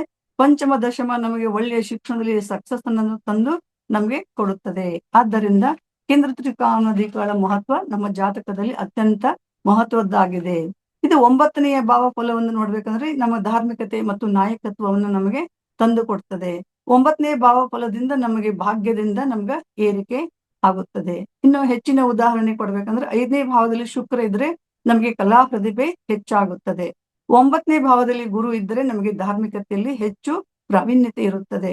ಮತ್ತು 1, 9ರಲ್ಲಿ ಭಾಗ್ಯ, ಆ ವ್ಯಕ್ತಿತ್ವವೇ ನಮ್ಮ ಭಾಗ್ಯದ ಒಂದು ವ್ಯಕ್ತಿತ್ವ ಅಂತ ಕರೆಸಿಕೊಳ್ಳುತ್ತದೆ. ತ್ರಿಕೋಣದ ಲಾಭಗಳಪ್ಪ ಅಂತಂದ್ರೆ ನಮಗೆ ಭಾಗ್ಯ, ವಿದ್ಯೆ, ಧರ್ಮಗಳು ನಮಗೆ ಲಭಿಸುತ್ತವೆ. ದೋಷಗಳು ಅಂದ್ರೆ ದುರ್ಬಲವಾಗಿ 9ನೇ ಸ್ಥಾನ ಇದ್ರೆ ನಮಗೆ ಭಾಗ್ಯ ಭಾವ ಕಡಿಮೆ ಆಗ್ತದೆ. ಎಷ್ಟೇ ಪ್ರಯತ್ನ ಪಟ್ಟರು, ಎಷ್ಟೇ ಕಷ್ಟಪಟ್ಟರು ನಮಗೆ ಸಮಯಕ್ಕೆ ಸರಿಯಾಗಿ ನಮ್ಮ ಯಾವ ಕೆಲಸ ಕಾರ್ಯಗಳು ಸಿಗೋದಿಲ್ಲ, ನಮಗೆ ಸಕ್ಸಸ್ ಕೂಡ ನಮಗೆ ಆಗೋದಿಲ್ಲ. ಆದ್ದರಿಂದ ನಮ್ಮ ತ್ರಿಕೋನ ಸ್ಥಾನಗಳು ಯಾವಾಗಲೂ ಜಾತಕನ ಜೀವನದ ಭಾಗ್ಯವನ್ನು ನಿರ್ಧರಿಸುತ್ತವೆ. ಪರಾಶರರು ನಮಗೆ ಜಾತಕದ 1 ಕೇಂದ್ರ ಸ್ಥಾನದ ಮನೆಗಳನ್ನು ವಿಷ್ಣು ಸ್ಥಾನಗಳೆಂದು ಹಾಗೂ ತ್ರಿಕೋನ ಸ್ಥಾನಗಳನ್ನು ಲಕ್ಷ್ಮೀ ಸ್ಥಾನಗಳೆಂದು ಕರೆದಿದ್ದಾರೆ. ಇವುಗಳ ಮಿಲನವನ್ನು ಅವರು ಒಂದು ಶ್ಲೋಕದ ಮೂಲಕ ಈ ರೀತಿಯಾಗಿ ವಿವರಿಸುತ್ತಾರೆ. ಕೇಂದ್ರ ತ್ರಿಕೋನ ಪತಯ ಸಂಬಂಧೇನ ಪರಸ್ಪರಂ ವಿಶಿಷ್ಟ ಫಲದಾಯಕ ರಾಜಯೋಗಕಾರಕ ಸ್ಮೃತಃ. ಅಂದ್ರೆ ಇದರ ಅರ್ಥ ಕೇಂದ್ರ ಮತ್ತು ತ್ರಿಕೋನ ಅಧಿಪತಿಗಳು ಪರಸ್ಪರ ಸಂಬಂಧ ಹೊಂದಿದಾಗ ಮಾತ್ರ ಜಾತಕನಿಗೆ ಸಮಾಜದಲ್ಲಿ ಗೌರವ, ಅಧಿಕಾರ ಮತ್ತು ಐಶ್ವರ್ಯ ಲಭಿಸಲಿಕ್ಕೆ ಸಾಧ್ಯ ಅಂತ ಹೇಳ್ತಾರೆ. ಅಂದ್ರೆ ಧರ್ಮ ಕರ್ಮಾಧಿಪತಿ ಯೋಗ ಅಂದ್ರೆ 9, 10ರ ಅಧಿಪತಿಗಳು ಒಂದಾದಾಗ ವ್ಯಕ್ತಿಯು ಕೇವಲ ಸಂಪತ್ತನ್ನು ಗಳಿಸುವುದಿಲ್ಲ, ಬದಲಾಗಿ ಸಮಾಜಕ್ಕೆ ಮಾದರಿಯಾದ ಕೆಲಸವನ್ನ ಮಾಡುತ್ತಾರೆ. ಉದಾಹರಣೆಗೆ ರಾಜಕೀಯ ನಾಯಕರು ಅಥವಾ ಮಹಾನ್ ಸಮಾಜ ಸುಧಾರಕರ ನಾಯಕರಲ್ಲಿ ಈ ಜಾತಕದಲ್ಲಿ ಈ ಯೋಗವಿರುತ್ತದೆ. ಗಜಕೇಸರಿ ಯೋಗ ಅಂತಂದ್ರೆ 1, 4, 7, 10ರಲ್ಲಿ ಈ ಯೋಗ ಉಂಟಾಗ್ತದೆ. ಇಲ್ಲಿ ಕೇಂದ್ರದ ಬಲವು ಚಂದ್ರನ ಮನೋಬಲಕ್ಕೆ ಗುರುವಿನ ಜ್ಞಾನವನ್ನು ಸೇರಿಸಿ ಇವರು ಸಿಂಹದಂತೆ ಗರ್ಜನೆ ಅಂದ್ರೆ ಅಷ್ಟು ಪರಾಕ್ರಮಿಶಾಲಿಯಾದಂತಹ ಹೆಸರು ಕೀರ್ತಿಯನ್ನ ಇವರು ಸಮಾಜದಲ್ಲಿ ತರುತ್ತಾರೆ. ಇನ್ನು ಇನ್ನೊಂದು ಶ್ಲೋಕವನ್ನು ನಾವು ನೋಡಿದಾಗ ಇಲ್ಲಿ ಯೋಗಕಾರಕರ ಅಧ್ಯಯನದಲ್ಲಿ ಕೇಂದ್ರ ತ್ರಿಕೋನಾಧಿಪತಿಗಳ ಸಂಬಂಧದ ಬಗ್ಗೆ ಅತ್ಯಂತ ಸ್ಪಷ್ಟವಾಗಿ ನಮಗೆ ವಿವರಣೆ ಮಾಡಿದ್ದಾರೆ. ಕೇಂದ್ರ ತ್ರಿಕೋನಪತಿಯ ಸಂಬಂಧೇನ ಪರಸ್ಪರಂ ಸೋಚ ಸ್ವಕ್ಷೇತ್ರಿಗಾವಾಪಿ ವಿಶಿಷ್ಟ ಫಲದಾಯಕ ಅಂತಂದ್ರೆ ಕೇಂದ್ರ ತ್ರಿಕೋನಪತಯ ಕೇಂದ್ರ ಸ್ಥಾನಗಳು 1, 4, 7, 10ರ ಅಧಿಪತಿಗಳು ಮತ್ತು ತ್ರಿಕೋನ ಸ್ಥಾನಗಳು 1, 5, 9ರ ಅಧಿಪತಿಗಳು ಸಂಬಂಧೇನ ಪರಸ್ಪರಂ ಇವರ ನಡುವೆ ಪರಸ್ಪರ ಸಂಬಂಧ ಏರ್ಪಟ್ಟಾಗ ಯುತಿ ದೃಷ್ಟಿ ಅಥವಾ ಪರಿವರ್ತನೆ ಸ್ವ ಉಚ್ಚ ಸ್ವಕ್ಷೇತ್ರಗಾವಾಪಿ ಅವರು ತಮ್ಮ ಉಚ್ಚ ರಾಶಿಯಲ್ಲಿ ಅಥವಾ ಸ್ವಂತ ರಾಶಿಯಲ್ಲಿ ಇದ್ದಾಗ ವಿಶಿಷ್ಟ ಫಲದಾಯಕ ಅವರು ಜಾತಕರಿಗೆ ಅತ್ಯಂತ ವಿಶಿಷ್ಟವಾದ ಅಥವಾ ಶ್ರೇಷ್ಠವಾದ ರಾಜಯೋಗ ಫಲಗಳನ್ನ ಕೊಡುತ್ತಾರೆ ಎಂದು ನಾವು ಹೇಳಬಹುದು. ಸಂಬಂಧಗಳಲ್ಲಿ 4 ರೀತಿಯ ಸಂಬಂಧಗಳಿದೆ. ಅದರ ಶ್ಲೋಕವನ್ನು ಈ ರೀತಿ ಹೇಳ್ತೇನೆ. ವ್ಯತ್ಯಸ್ತಾಶ್ರಯ ಸಂಬಂಧಾತ್ ಅನ್ಯೋನ್ಯ ಲೋಕ ಸಂಭವ ಏಕಶ ರಾಶಂ ಸಂಸ್ಥಿತ್ಯ ತದಿಶಾ ಲೋಕನಾದಪಿ ಸಹವಾಸಶ್ಚ ಸಂಬಂಧ ಚತುರ್ವಿಧ ಅತ್ರಾಪಿ ಪೂರ್ವಾಪೂರ್ವಸು ಸಂಬಂಧ ಬಲವತ್ತರಾಹ ಅಂತೇಳಿ. ಅಂದ್ರೆ ಇಲ್ಲಿ 4 ರೀತಿಯ ಸಂಬಂಧಗಳನ್ನು ನಾವು ನೋಡ್ತೇವೆ. ಅದರಂತೆ ಇದು ಇನ್ನೊಂದು ಶ್ಲೋಕ ಇಲ್ಲಿ ಉಲ್ಲೇಖ ಮಾಡಬೇಕು ಅಂತಂದ್ರೆ ಇದು ಕೇಂದ್ರ ತ್ರಿಕೋನ ನೇತಾರವು ದೋಷಯುಕ್ತವಪಿ ಸ್ವಯಂ ಸಂಬಂಧ ಮಾತ್ರ ಬಲಿನವು ಭವಿತಾಂ ಯೋಗಕಾರಕವು. ಅಂದ್ರೆ ಕೇಂದ್ರ ತ್ರಿಕೋನ ನೇತಾರ ಸ್ಥಾನಗಳು ಮತ್ತು ತ್ರಿಕೋನಾಧಿಪತಿಗಳು ಇವರು ದೋಷಯುಕ್ತವಪಿ ಸ್ವಯಂ ಅವರು ವೈಯಕ್ತಿಕವಾಗಿ ಪಾಪಗ್ರಹಗಳಾಗಿದ್ದರೂ ಅಥವಾ ಬೇರೆ ಯಾವ್ದಾದ್ರೂ ದೋಷಗಳನ್ನ ಉದಾಹರಣೆಗೆ ಕೇಂದ್ರಾಧಿಪತ್ಯ ದೋಷ ಹೊಂದಿದ್ದರೂ ಸಹ ಅವರು ಸಂಬಂಧ ಮಾತ್ರ ಬಲಿನವು ಅಂದ್ರೆ ಕೇವಲ ಒಬ್ಬರಿಗೊಬ್ಬರು ಸಂಬಂಧ ಹೊಂದುವುದರಿಂದಲೇ ಅವರು ಬಲಶಾಲಿಗಳಾಗುತ್ತಾರೆ. ಭವಿತಾಂ ಯೋಗಕಾರಕವು ಅವರು ಆ ಜಾತಕರಿಗೆ ಶುಭ ಫಲವನ್ನು ನೀಡುವ ರಾಜಯೋಗಕಾರಕ ಗ್ರಹಗಳಾಗಿರ್ತಾರೆ. ಅಂದ್ರೆ ಜ್ಯೋತಿಷದಲ್ಲಿ ಸಂಬಂಧ ಅಂದ್ರೆ ಏನು ಅಂದ್ರೆ ನಾನು ಆಗ್ಲೇ ಈ ಶ್ಲೋಕವನ್ನು ಹೇಳಿದ್ನಲ್ಲ, ಈ ವ್ಯತ್ಯಸ್ತಾಶ್ರಯ ಸಂಬಂಧಾತ್ ಅನ್ಯೋನ್ಯ ಲೋಕ ಸಂಭವ ಏಕಶ ರಾಶಂ ಸಂಸ್ಥಿತ್ಯ ತದಿಶಾ ಲೋಕನಾದಪಿ ಸಹವಾಸಶ್ಚ ಸಂಬಂಧಾತ್ ಚತುರ್ವಿಧ ಅತ್ರಾಪಿ ಪೂರ್ವಾಪೂರ್ವಸು ಸಂಬಂಧ ಬಲವತ್ತರಾಹ ಅಂತ. ಅಂದ್ರೆ ಪರಾಶರ ಮಹರ್ಷಿಗಳ ಪ್ರಕಾರ 2 ಗ್ರಹಗಳ ನಡುವೆ 4 ವಿಧದ ಪ್ರಬಲ ಸಂಬಂಧಗಳು ಏರ್ಪಡಬಹುದು. ಪರಸ್ಪರ ದೃಷ್ಟಿ ಸಂಬಂಧ, ಕೇಂದ್ರದ ಅಧಿಪತಿ ಮತ್ತು ತ್ರಿಕೋಣದ ಅಧಿಪತಿ ಒಬ್ಬರೊಬ್ಬರನ್ನ ನೋಡಿಕೊಳ್ಳುವುದು ಮತ್ತು ಕ್ಷೇತ್ರ ಪರಿವರ್ತನೆ, ಕೇಂದ್ರದ ಅಧಿಪತಿ ತ್ರಿಕೋಣದ ಅಧಿಪತಿ ಕೇಂದ್ರದಲ್ಲೂ ಕುಳಿತಿರುವುದು ಇದು ಅತ್ಯಂತ ಶಕ್ತಿಯುತವಾದಂತಹ ಸಂಬಂಧವಾಗಿದೆ. ಯುತಿ ಕೇಂದ್ರ ಮತ್ತು ತ್ರಿಕೋಣದ ಅಧಿಪತಿಗಳು ಒಂದೇ ಮನೆಯಲ್ಲಿ ಒಟ್ಟಿಗೆ ಕುಳಿತಿರುವುದು ಇದು ಕೂಡ ಒಳ್ಳೆಯ ಸಂಬಂಧ ಆಗಿದೆ. ಏಕಪಕ್ಷೀಯ ದೃಷ್ಟಿ ಒಂದು ಗ್ರಹವು ಇನ್ನೊಂದನ್ನು ನೋಡುವುದು, ವಿಶೇಷವಾಗಿ ಶನಿ ಮಂಗಳ ಮತ್ತು ಗುರುಗಳಿಗೆ ವಿಶೇಷ ದೃಷ್ಟಿಗಳು ಬಿದ್ದಾಗ ಈ ಸಂಬಂಧ ಏರ್ಪಡುವುದು. ಇನ್ನೊಂದು ಶ್ಲೋಕವನ್ನು ಹೇಳ್ಬೇಕಂದ್ರೆ ಶ್ಲೋಕ ಕೇಂದ್ರ ತ್ರಿಕೋನಾಧಿಪತಿಯ ಸಂಬಂಧೇನ ಪರಸ್ಪರಂ ಇತರೈರ ಪ್ರಸಕ್ತಾಶ್ಚೇತ್ ವಿಶೇಷ ಫಲದಾಯಕ ಕೇಂದ್ರ ತ್ರಿಕೋನಪತಯ ಸಂಬಂಧೇನ ಪರಸ್ಪರಂ ಇತರೈರ ಪ್ರಸಕ್ತಾಶ್ಚೇತ್ ವಿಶೇಷ ಫಲದಾಯಕ. ಅಂದ್ರೆ ಇದರ ಅರ್ಥ ಕೇಂದ್ರ ತ್ರಿಕೋನಪತಯ ಕೇಂದ್ರ ಸ್ಥಾನಗಳು 1, 4, 7, 10ರ ಅಧಿಪತಿಗಳು ಮತ್ತು ತ್ರಿಕೋನ ಸ್ಥಾನಗಳು 1, 5, 9ರ ಅಧಿಪತಿಗಳು ಸಂಬಂಧೇನ ಪರಸ್ಪರಂ ಒಬ್ಬರಿಗೊಬ್ಬರು ಮೇಲೆ ತಿಳಿಸಿದ 4 ವಿಧಗಳ ಸಂಬಂಧಗಳನ್ನು ಯುತಿ ದೃಷ್ಟಿ ಅಥವಾ ಪರಿವರ್ತನೆ ಹೊಂದಿರಬೇಕು. ಅಂದ್ರೆ ಇತರೈರ ಪ್ರಸಕ್ತಾಚೇತ್ ಅಂದ್ರೆ ಇದು ಶ್ಲೋಕದ ಅತ್ಯಂತ ಮುಖ್ಯವಾದ ಭಾಗ. ಇದರರ್ಥ ಬೇರೆ ಯಾವುದೇ ಅಶುಭ ಗ್ರಹಗಳ ಅಥವಾ ಪಾಪಸ್ಥಾನಗಳ ಅಧಿಪತಿಗಳ ಪ್ರಭಾವ ಇಲ್ಲದಿರುವುದು. ಅಂದರೆ ಈ ಕೇಂದ್ರ ತ್ರಿಕೋನಾಧಿಪತಿಗಳ ಮೇಲೆ 3, 6, 8, 11 ಮತ್ತು 12 ಮನೆಯ ಅಧಿಪತಿಗಳ ದೃಷ್ಟಿ ಅಥವಾ ಯುತಿ ಇರಲೇಬಾರದು. ಅಂದಾಗ ಮಾತ್ರ ಇದು ಕೇಂದ್ರ ತ್ರಿಕೋನ ಈ ಸಂಬಂಧಗಳಿಗೆ ಪುಷ್ಟಿ ದೊರೆತು ಹೆಚ್ಚು ಫಲವನ್ನು ನೀಡಲಿಕ್ಕೆ ಕಾರಣೀಕರ್ತರಾಗುತ್ತಾರೆ. ವಿಶೇಷ ಫಲದಾಯಕ ಅಂತಹ ಶುದ್ಧವಾದ ಸಂಬಂಧವು ಜಾತಕನಿಗೆ ವಿಶೇಷವಾದ ಅಥವಾ ಅತಿ ಉನ್ನತ ಮಟ್ಟದ ರಾಜಯೋಗದ ಫಲವನ್ನು ನೀಡುತ್ತದೆ. ಜ್ಯೋತಿಷ್ ಶಾಸ್ತ್ರದಲ್ಲಿ ಸಾಕಷ್ಟು ಯೋಗಗಳು ಉಂಟಾಗುತ್ತವೆ. ಅದರಲ್ಲಿ ಕೆಲವೊಂದನ್ನು ಮಾತ್ರ ನಾವು ನೋಡೋಣ. ಕೇಂದ್ರ ತ್ರಿಕೋನಾಧಿಪತಿಯೋ ಮಧ್ಯೆ ಸಂಬಂಧವು ಯದಿ ಸ್ಯಾತ್ ಕೇನಚಿತ್ತೇನ ಬಲಿನಃ ಕೇಂದ್ರನಾಥಸ್ಯ ಭವೇದ್ಯದಿ ಸುಯೋಗಕೃತಃ. ಅಂದರೆ ಈ ಶ್ಲೋಕವು ರಾಜಯೋಗದ ರಚನೆಯಲ್ಲಿ ಬಲಶಾಲಿ ಮತ್ತು ಕೇಂದ್ರದ ಅಧಿಪತಿಯ ಪ್ರಾಮುಖ್ಯತೆಯನ್ನ ಒತ್ತಿ ಹೇಳ್ತದೆ. ಕೇಂದ್ರ ತ್ರಿಕೋನಾಧಿಪತಿಯೋರ್ ಮಧ್ಯೆ ಸಂಬಂಧೋ ಕೇಂದ್ರದ ಅಂದ್ರೆ 1, 4, 7, 10 ಮತ್ತು ತ್ರಿಕೋನಾಧಿಪತಿಗಳು 1, 5, 9 ಅಧಿಪತಿಗಳ ನಡುವೆ ಸಂಬಂಧ ಏರ್ಪಟ್ಟಾಗ ಏಕೇನ ಚಿತ್ತೇನ ಬಲಿನಃ ಅಂದ್ರೆ ಇಲ್ಲಿ ಏಕಾಗ್ರತೆ ಅಥವಾ ಅಚಲವಾದ ಶಕ್ತಿ ಎಂಬ ಅರ್ಥ ಬರ್ತದೆ. ಅಂದ್ರೆ ಈ ಇಬ್ಬರಲ್ಲಿ ಒಬ್ಬರು ಅತ್ಯಂತ ಬಲಶಾಲಿಯಾಗಿದ್ದಾಗ ಕೇಂದ್ರನಾಥಸ್ಯ ಭವೇದ್ಯದಿ, ವಿಶೇಷವಾಗಿ ಕೇಂದ್ರದ ಅಧಿಪತಿಯು ಹೆಚ್ಚು ಬಲಶಾಲಿಯಾಗಿದ್ದರೆ, ಉದಾಹರಣೆಗೆ ಸ್ವಕ್ಷೇತ್ರ ಉಚ್ಚ ಅಥವಾ ವರ್ಗೋತ್ತಮ ಅಂಶದಲ್ಲಿ ಇದ್ದರೆ, ಸುಯೋಗಕೃತ ಅದು ಅತ್ಯಂತ ಶ್ರೇಷ್ಠವಾದ ಮತ್ತು ಶುಭಕರವಾದ ಯೋಗವನ್ನು ರಾಜಯೋಗವನ್ನ ಸೃಷ್ಟಿಸುತ್ತದೆ. ಆದ್ದರಿಂದ ಈ ಜ್ಯೋತಿಷ್ಯ ಶಾಸ್ತ್ರದಲ್ಲಿ ಕೇಂದ್ರ ಸ್ಥಾನಗಳನ್ನು ಪುರುಷಾರ್ಥ ಅಥವಾ ಕರ್ಮದ ಸ್ಥಾನಗಳನ್ನು ಮತ್ತು ತ್ರಿಕೋನ ಸ್ಥಾನಗಳನ್ನು ದೈವಾನುಗ್ರಹ ಅಥವಾ ಭಾಗ್ಯದ ಸ್ಥಾನಗಳನ್ನು ಪರಿಗಣಿಸಿ ಈ ಶ್ಲೋಕವು ನಮಗೆ ವ್ಯಕ್ತಪಡಿಸುತ್ತದೆ. ಕೇಂದ್ರದ ಅಧಿಪತಿಯು ಕ್ರಿಯೆಯನ್ನು ಪ್ರತಿನಿಧಿಸುತ್ತದೆ ಮತ್ತು ರಾಜಯೋಗ ಫಲವನ್ನು ನೀಡಬೇಕಾದರೆ ಕೇವಲ ಅದೃಷ್ಟ ತ್ರಿಕೋನ ಇದ್ದರೆ ಸಾಲದು. ಅದು ಕಾರ್ಯರೂಪಕ್ಕೆ ಬರಬೇಕಂದ್ರೆ ಕೇಂದ್ರದ ಅಧಿಪತಿಯು ಕೂಡ ಬಲಶಾಲಿಯಾಗಿರಬೇಕು. ಅಂದ್ರೆ ಕೇಂದ್ರ ಮತ್ತು ತ್ರಿಕೋನಾಧಿಪತಿಗಳು ಸಂಬಂಧ ಹೊಂದಿದ್ದರೂ ಕೇಂದ್ರದ ಅಧಿಪತಿಯು ದುರ್ಬಲನಾಗಿದ್ದರೆ, ನೀಚ ಸ್ಥಿತಿ ಮತ್ತು ಶತ್ರು ಕ್ಷೇತ್ರದಲ್ಲಿದ್ದರೆ ಈ ರಾಜಯೋಗದ ಪೂರ್ಣ ಫಲವು ಜಾತಕನಿಗೆ ಸಿಗುವುದಿಲ್ಲ. ಕೇಂದ್ರದ ಅಧಿಪತಿಯು ಬಲಶಾಲಿಯಾಗಿದ್ದಾಗ ನಮಗೆ ಒಳ್ಳೆಯ ಯೋಗವು ಉಂಟಾಗುತ್ತದೆ. ಕೇಂದ್ರ ತ್ರಿಕೋನಾಧಿಪತಿಯೋರ್ ಮಧ್ಯೆ ಯೋಗಕಾರಕ ಅನ್ಯ ತ್ರಿಕೋನಾಧಿಪತಿನ ಸಂಬಂಧೋ ಯದಿ ಕಿಂಪರಂ, ಅಂದರೆ ಕೇಂದ್ರ ತ್ರಿಕೋನಾಧಿಪತಿಗಳ ಮಧ್ಯೆ ತ್ರಿಕೋನಾಧಿಪತಿಗಳ ಒಡೆತನ ಒಬ್ಬನೇ ಗ್ರಹಕ್ಕೆ ಸೇರಿದರೆ ಐಕ್ಯವಾದರೆ ಯೋಗಕಾರಕರಾಗುತ್ತೆ. ಅಂತಹ ಗ್ರಹವು ಅತ್ಯಂತ ಬಲಶಾಲಿ ಮತ್ತು ಯೋಗಕಾರಕ ಎನಿಸಿಕೊಳ್ಳುತ್ತದೆ.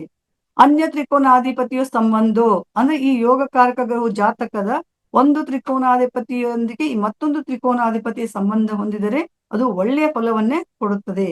ಯದಿ ಕಿಂಪರಂ, ಇನ್ನೇನು ಬೇಕು, ಅದಕ್ಕಿಂತ ಮಿಗಿಲಾದ ಭಾಗ್ಯ ಇನ್ನೊಂದಿಲ್ಲ ಎಂದರ್ಥ. ಅಂದರೆ ಅದು ಅತ್ಯಂತ ಶ್ರೇಷ್ಠ ಮಟ್ಟದ ರಾಜಯೋಗವನ್ನು ನಮಗೆ ಸೃಷ್ಟಿಸುತ್ತದೆ. ಆದ್ದರಿಂದ ಏಕೈಕ ರಾಜಯೋಗಕ್ಕೆ ಉದಾಹರಣೆ ವೃಷಭ ಲಗ್ನಕ್ಕೆ ಶನಿ 9ನೇ ಮತ್ತು 10ನೇ ಮನೆ ಅಧಿಪತಿಯಾಗಿ, ತುಲಾ ಲಗ್ನಕ್ಕೆ ಶನಿ 4 ಮತ್ತು 5ನೇ ಅಧಿಪತಿ ಆಗಿರುವುದರಿಂದ ಶನಿ ಒಬ್ಬನೇ ಇಲ್ಲಿ ಯೋಗಕಾರಕ ಗ್ರಹನಾಗಿ ಒಳ್ಳೆಯ ಫಲವನ್ನು ಕೊಡುತ್ತಾರೆ. ಮೇಲೆ ಹೇಳಿದಂತಹ ಈ ಶನಿಯು ಅದೇ ಜಾತಕ ತ್ರಿಕೋನಾಧಿಪತಿಯೊಂದಿಗೆ ಶನಿಯೊಂದಿಗೆ ಉದಾಹರಣೆಗೆ ಬುಧ ಸಂಬಂಧ ಹೊಂದಿದರೆ ಆ ಯೋಗದ ಶಕ್ತಿ 10 ಪಟ್ಟು ಹೆಚ್ಚಾಗುತ್ತದೆ. ಅಂದ್ರೆ ಅದೃಷ್ಟದ ಮೇಲೆ ಅದೃಷ್ಟ. ಅಂದ್ರೆ ಕೇಂದ್ರವು ಕರ್ಮವನ್ನು, ತ್ರಿಕೋನವು ಭಾಗ್ಯವನ್ನು ಸೂಚಿಸುತ್ತದೆ. ಇವೆರಡರ ಸಂಗಮದ ಜೊತೆಗೆ ಮತ್ತೊಂದು ತ್ರಿಕೋನದ ಅಧಿಪತಿಯ ಸಂಬಂಧ ಸೇರಿದಾಗ ವ್ಯಕ್ತಿಗೆ ಅಡೆತಡೆ ಇಲ್ಲದೆ, ಯಾವುದೇ ತೊಂದರೆ ಇಲ್ಲದೆ ಹೆಚ್ಚಿನ ಮಟ್ಟದಲ್ಲಿ ಶ್ರೇಯಸ್ಸು, ಪ್ರಗತಿ, ಕೀರ್ತಿ, ಐಶ್ವರ್ಯ ಎಲ್ಲವೂ ಲಭಿಸುತ್ತದೆ. ಅವರಿಗೆ ಯಶಸ್ವಿಯಾಗಿ ಜಯಶಾಲಿಗಳು ಆಗುತ್ತಾರೆ. ಇನ್ನು ಉದಾಹರಣೆಗಾಗಿ ನಾವು ನೋಡ್ಬೇಕಪ್ಪ ಅಂತಂದ್ರೆ, ಈಗ ಮುಖ್ಯವಾಗಿ ನಮ್ಗೆ ಹೆಚ್ಚು ಪ್ರಸಿದ್ಧವಾದಂತ ವ್ಯಕ್ತಿಯ ಜಾತಕವನ್ನು ನೋಡಲಾಗಿ ನಮ್ಮ ಗಾಂಧೀಜಿಯವರ ಜನ್ಮ ದಿನಾಂಕ ಅಕ್ಟೋಬರ್ 2, 1869, ಜನ್ಮ ಸಮಯ ಬೆಳಗ್ಗೆ 7 ಗಂಟೆ 12 ನಿಮಿಷ, ಜನ್ಮ ಸ್ಥಳ ಪೋರ್ಬಂದರ್, ಗುಜರಾತ್. ನಕ್ಷತ್ರ ಇವ್ರದ್ದು ಆಶ್ಲೇಷ ನಕ್ಷತ್ರ, ಕರ್ಕ ರಾಶಿ. ಇವ್ರದ್ದು ಗಾಂಧೀಜಿಯವರ ಜಾತಕದಲ್ಲಿ ಪ್ರಮುಖವಾದ ಅಂಶ ಅಂದ್ರೆ ಇವ್ರದ್ದು ತುಲಾ ಲಗ್ನ. ಗಾಂಧೀಜಿಯವರ ಜಾತಕವು ತುಲಾ ಲಗ್ನವಾಗಿದ್ದು ಕೇಂದ್ರ ಸ್ಥಾನದಲ್ಲಿ ಗ್ರಹಗಳ ಸ್ಥಿತಿ ಅತ್ಯಂತ ಪ್ರಬಲವಾಗಿದೆ. ಲಗ್ನ ಭಾವದಲ್ಲಿ ಅಂದ್ರೆ 1ನೇ ಮನೆಯಲ್ಲಿ ಲಗ್ನದಲ್ಲಿ ಮಂಗಳ, ಬುಧ ಮತ್ತು ಶುಕ್ರ ಈ 3 ಗ್ರಹಗಳ ಯುತಿ ಇದ್ದು ಲಗ್ನಾಧಿಪತಿಯಾದ ಶುಕ್ರನು ಸ್ವಕ್ಷೇತ್ರದಲ್ಲಿದ್ದಾನೆ. ಮಾಲವ್ಯ ಯೋಗ ಉಂಟಾಗಿದೆ. ಅವರ ಆಕರ್ಷಕ ವ್ಯಕ್ತಿತ್ವ ಮತ್ತು ಅಹಿಂಸಾ ಮಾರ್ಗಕ್ಕೆ ಬಲ ನೀಡಿದೆ. ಚತುರ್ಥ ಭಾವ 4ನೇ ಮನೆಯಲ್ಲಿ ಶನಿ ಗ್ರಹವಿದ್ದು ಮಕರ ರಾಶಿ ಮತ್ತು ಸ್ವಕ್ಷೇತ್ರ. ಇದು ಅವರಿಗೆ ಜನಸಾಮಾನ್ಯರ ಮೇಲೆ ಅಪಾರವಾದ ಪ್ರಭಾವ ಬೀರಲು ಸಹಾಯ ಮಾಡಿದೆ. ಇದನ್ನು ಶಶಕ ಮಹಾಪುರುಷ ಯೋಗ ಎಂದೂ ಕೂಡ ಕರೆಯುತ್ತದೆ. ದಶಮ ಭಾವದಲ್ಲಿ 10ನೇ ಮನೆಯಲ್ಲಿ ಚಂದ್ರನಿದ್ದು ಇದು ಅವರಿಗೆ ಸಮಾಜದ ಸೇವೆ ಮತ್ತು ಕರ್ಮಪಥದಲ್ಲಿ ಅಚಲವಾದ ವಿಶ್ವಾಸವನ್ನು ನೀಡಲಿಕ್ಕೆ ಅವರು ಪೂರಕವಾಗಿ ಕೆಲಸ ಮಾಡುತ್ತದೆ. ಮತ್ತೆ ಅದೇ ರೀತಿಯಾಗಿ ಗಾಂಧೀಜಿಯವರ ಜಾತಕವು ಧರ್ಮ ಕರ್ಮಾಧಿಪತಿಯ ಯೋಗಕ್ಕೆ ಒಂದು ಒಳ್ಳೆಯ ಅತ್ಯುತ್ತಮವಾದ ಉದಾಹರಣೆಯಾಗಿದೆ. ಕೇಂದ್ರದ ಅಧಿಪತಿ 10ನೇ ಮನೆ, ಕರ್ಮಾಧಿಪತಿ ಚಂದ್ರ, ತ್ರಿಕೋನಾಧಿಪತಿ 9ನೇ ಮನೆಗೆ ಭಾಗ್ಯ ಮತ್ತು ಧರ್ಮ ಅಧಿಪತಿ ಬುಧ. ಇವರ ಜಾತಕದಲ್ಲಿ ಲಗ್ನದಲ್ಲೇ 1ನೇ ಮನೆ, ಕೇಂದ್ರ ಮತ್ತು ತ್ರಿಕೋನಾಧಿಪತಿ ಎರಡೂ ಹೌದು. ಲಗ್ನಾಧಿಪತಿ ಶುಕ್ರ ಮತ್ತು ಭಾಗ್ಯಾಧಿಪತಿ ಬುಧ ಜೊತೆಗೆ ಸಪ್ತಮಾಧಿಪತಿಗಳು ಮಂಗಳ ಒಟ್ಟಿಗೆ ಕುಳಿತಿದ್ದಾರೆ. ಆದ್ದರಿಂದ ಕೇಂದ್ರ ಮತ್ತು ತ್ರಿಕೋನಾಧಿಪತಿಗಳ ಈ ಯುತಿಯು ಅವರನ್ನು ಸತ್ಯ ಮತ್ತು ಅಹಿಂಸೆಯ ಹಾದಿಯಲ್ಲಿ ನಡೆಸಿತು. ವಿಶೇಷವೆಂದರೆ ದಶಮ ಕೇಂದ್ರದ ಅಧಿಪತಿ ಚಂದ್ರನು 10ನೇ ಮನೆಯಲ್ಲಿ ಸ್ವಕ್ಷೇತ್ರೀಯಾಗಿದ್ದು ಅಮಲ ಕೀರ್ತಿ ಯೋಗವನ್ನು ನೀಡಿದ್ದಾರೆ. ಇದರಿಂದಾಗಿ ಅವರ ಕರ್ಮ ಅಂದ್ರೆ ಕೆಲಸ ವಿಶ್ವದಾದ್ಯಂತ ಶಾಶ್ವತವಾಗಿ ಅವರಿಗೆ ಗೌರವವನ್ನು ತಂದುಕೊಟ್ಟಿದೆ. ಇನ್ನು ಮತ್ತೊಬ್ಬರ ಜಾತಕವನ್ನು ನೋಡ್ಬೇಕು ಅಂತಂದ್ರೆ ಸ್ವಾಮಿ ವಿವೇಕಾನಂದರ ಜಾತಕ. ಅವರದು ಧನುರ್ ಲಗ್ನ.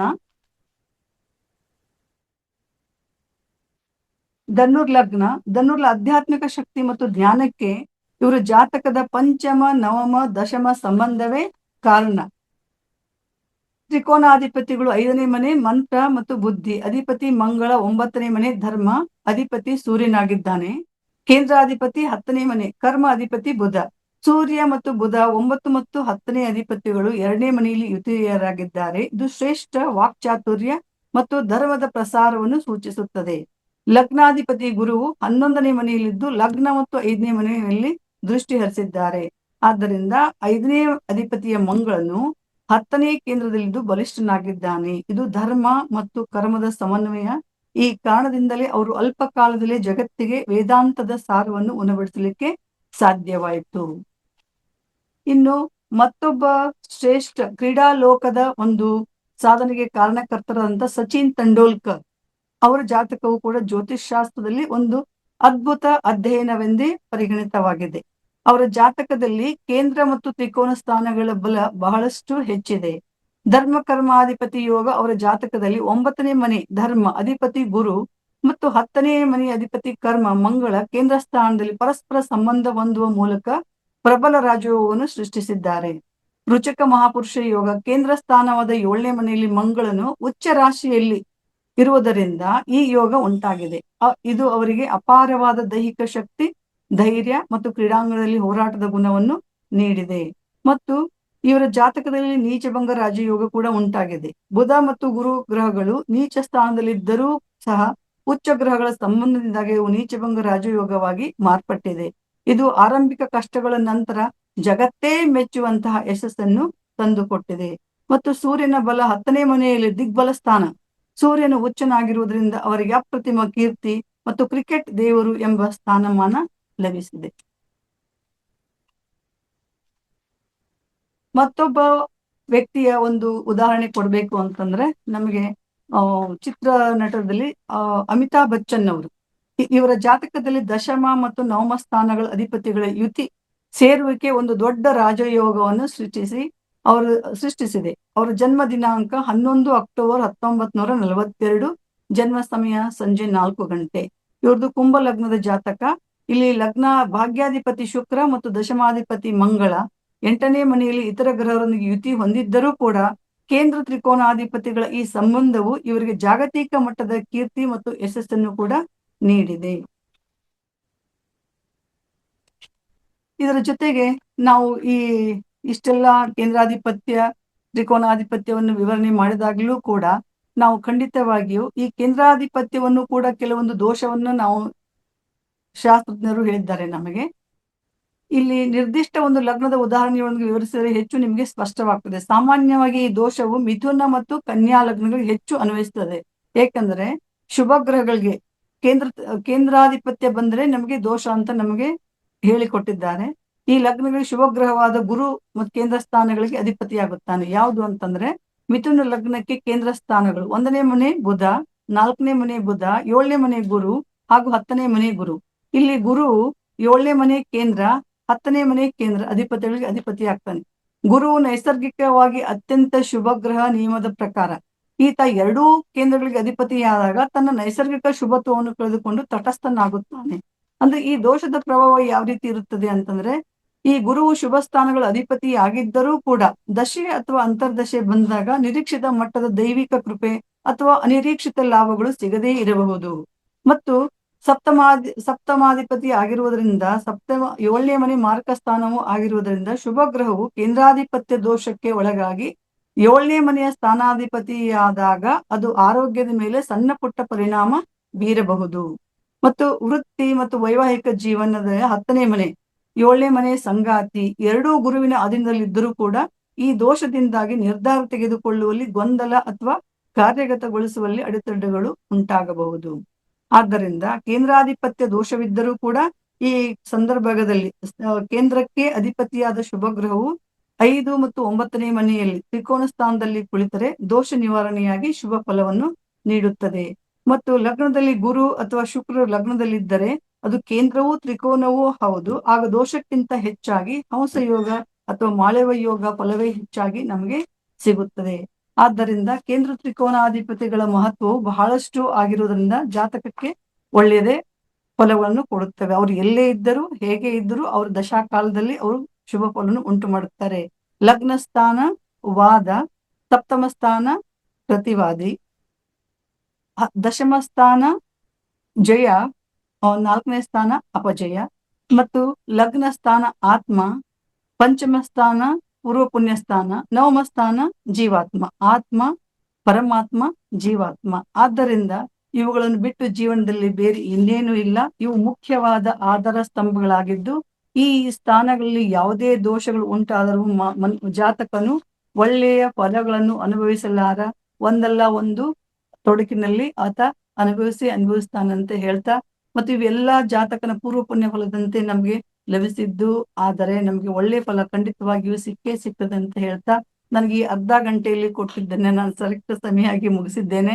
ನನಗೆ ಮಾತನಾಡಲಿಕ್ಕೆ ಅವಕಾಶ ಮಾಡಿಕೊಂಡ ಮೇಘನಾ ವರ್ಷ ಹಾಗೂ ಗಜೇಂದ್ರ ಬಾಬು ಹಾಗೂ ಇನ್ನಿತರ ಎಲ್ಲ ಆಯೋಜಕರಿಗೂ ನಾನು ನಮಸ್ಕರಿಸುತ್ತಾ ನನ್ನ 2 ನುಡಿಗಳನ್ನು ಮುಗಿಸ್ತಾ ಇದ್ದೇನೆ.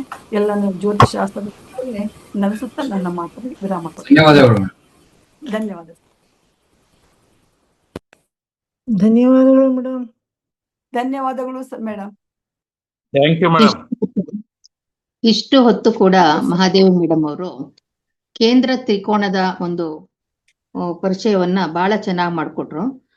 ಹೇಗೆ 12 ಮನೆಗಳು ಕೇಂದ್ರ ಆದ್ರೆ ಹೇಗಿರುತ್ತೆ, ಕೇಂದ್ರ ಮತ್ತೆ ತ್ರಿಕೋನಗಳ ಜೊತೆ ಯೋಗಗಳು ಮತ್ತೆ ಉದಾಹರಣೆಗಳು ಇವೆಲ್ಲವನ್ನು ಸೇರಿಸ್ಕೊಂಡು ಖಂಡಿತವಾಗ್ಲೂ ಇವರು ಬಹಳ ಅದ್ಭುತವಾಗಿ ತಮ್ಮ ಉಪನ್ಯಾಸವನ್ನ ನೀಡಿದ್ದಾರೆ. ಅವರಿಗೆ ನಮ್ಮ ಮತ್ತು ಫೆಡರೇಷನ್ ಪರವಾಗಿ ಎಲ್ಲರೂ ಕೂಡ ಹೃದಯಪೂರ್ವಕ ಧನ್ಯವಾದಗಳನ್ನ ಅರ್ಪಿಸೋಣ. ಇನ್ನು ಮುಂದಿನ ಉಪನ್ಯಾಸಕರು Gokila madam. Madam, are you here? வணக்கம் மேம், இருக்கேன். ನಮಸ್ತೆ madam, welcome to our federation women's workshop. Hi ಇವತ್ತು okay madam, please present your topic madam.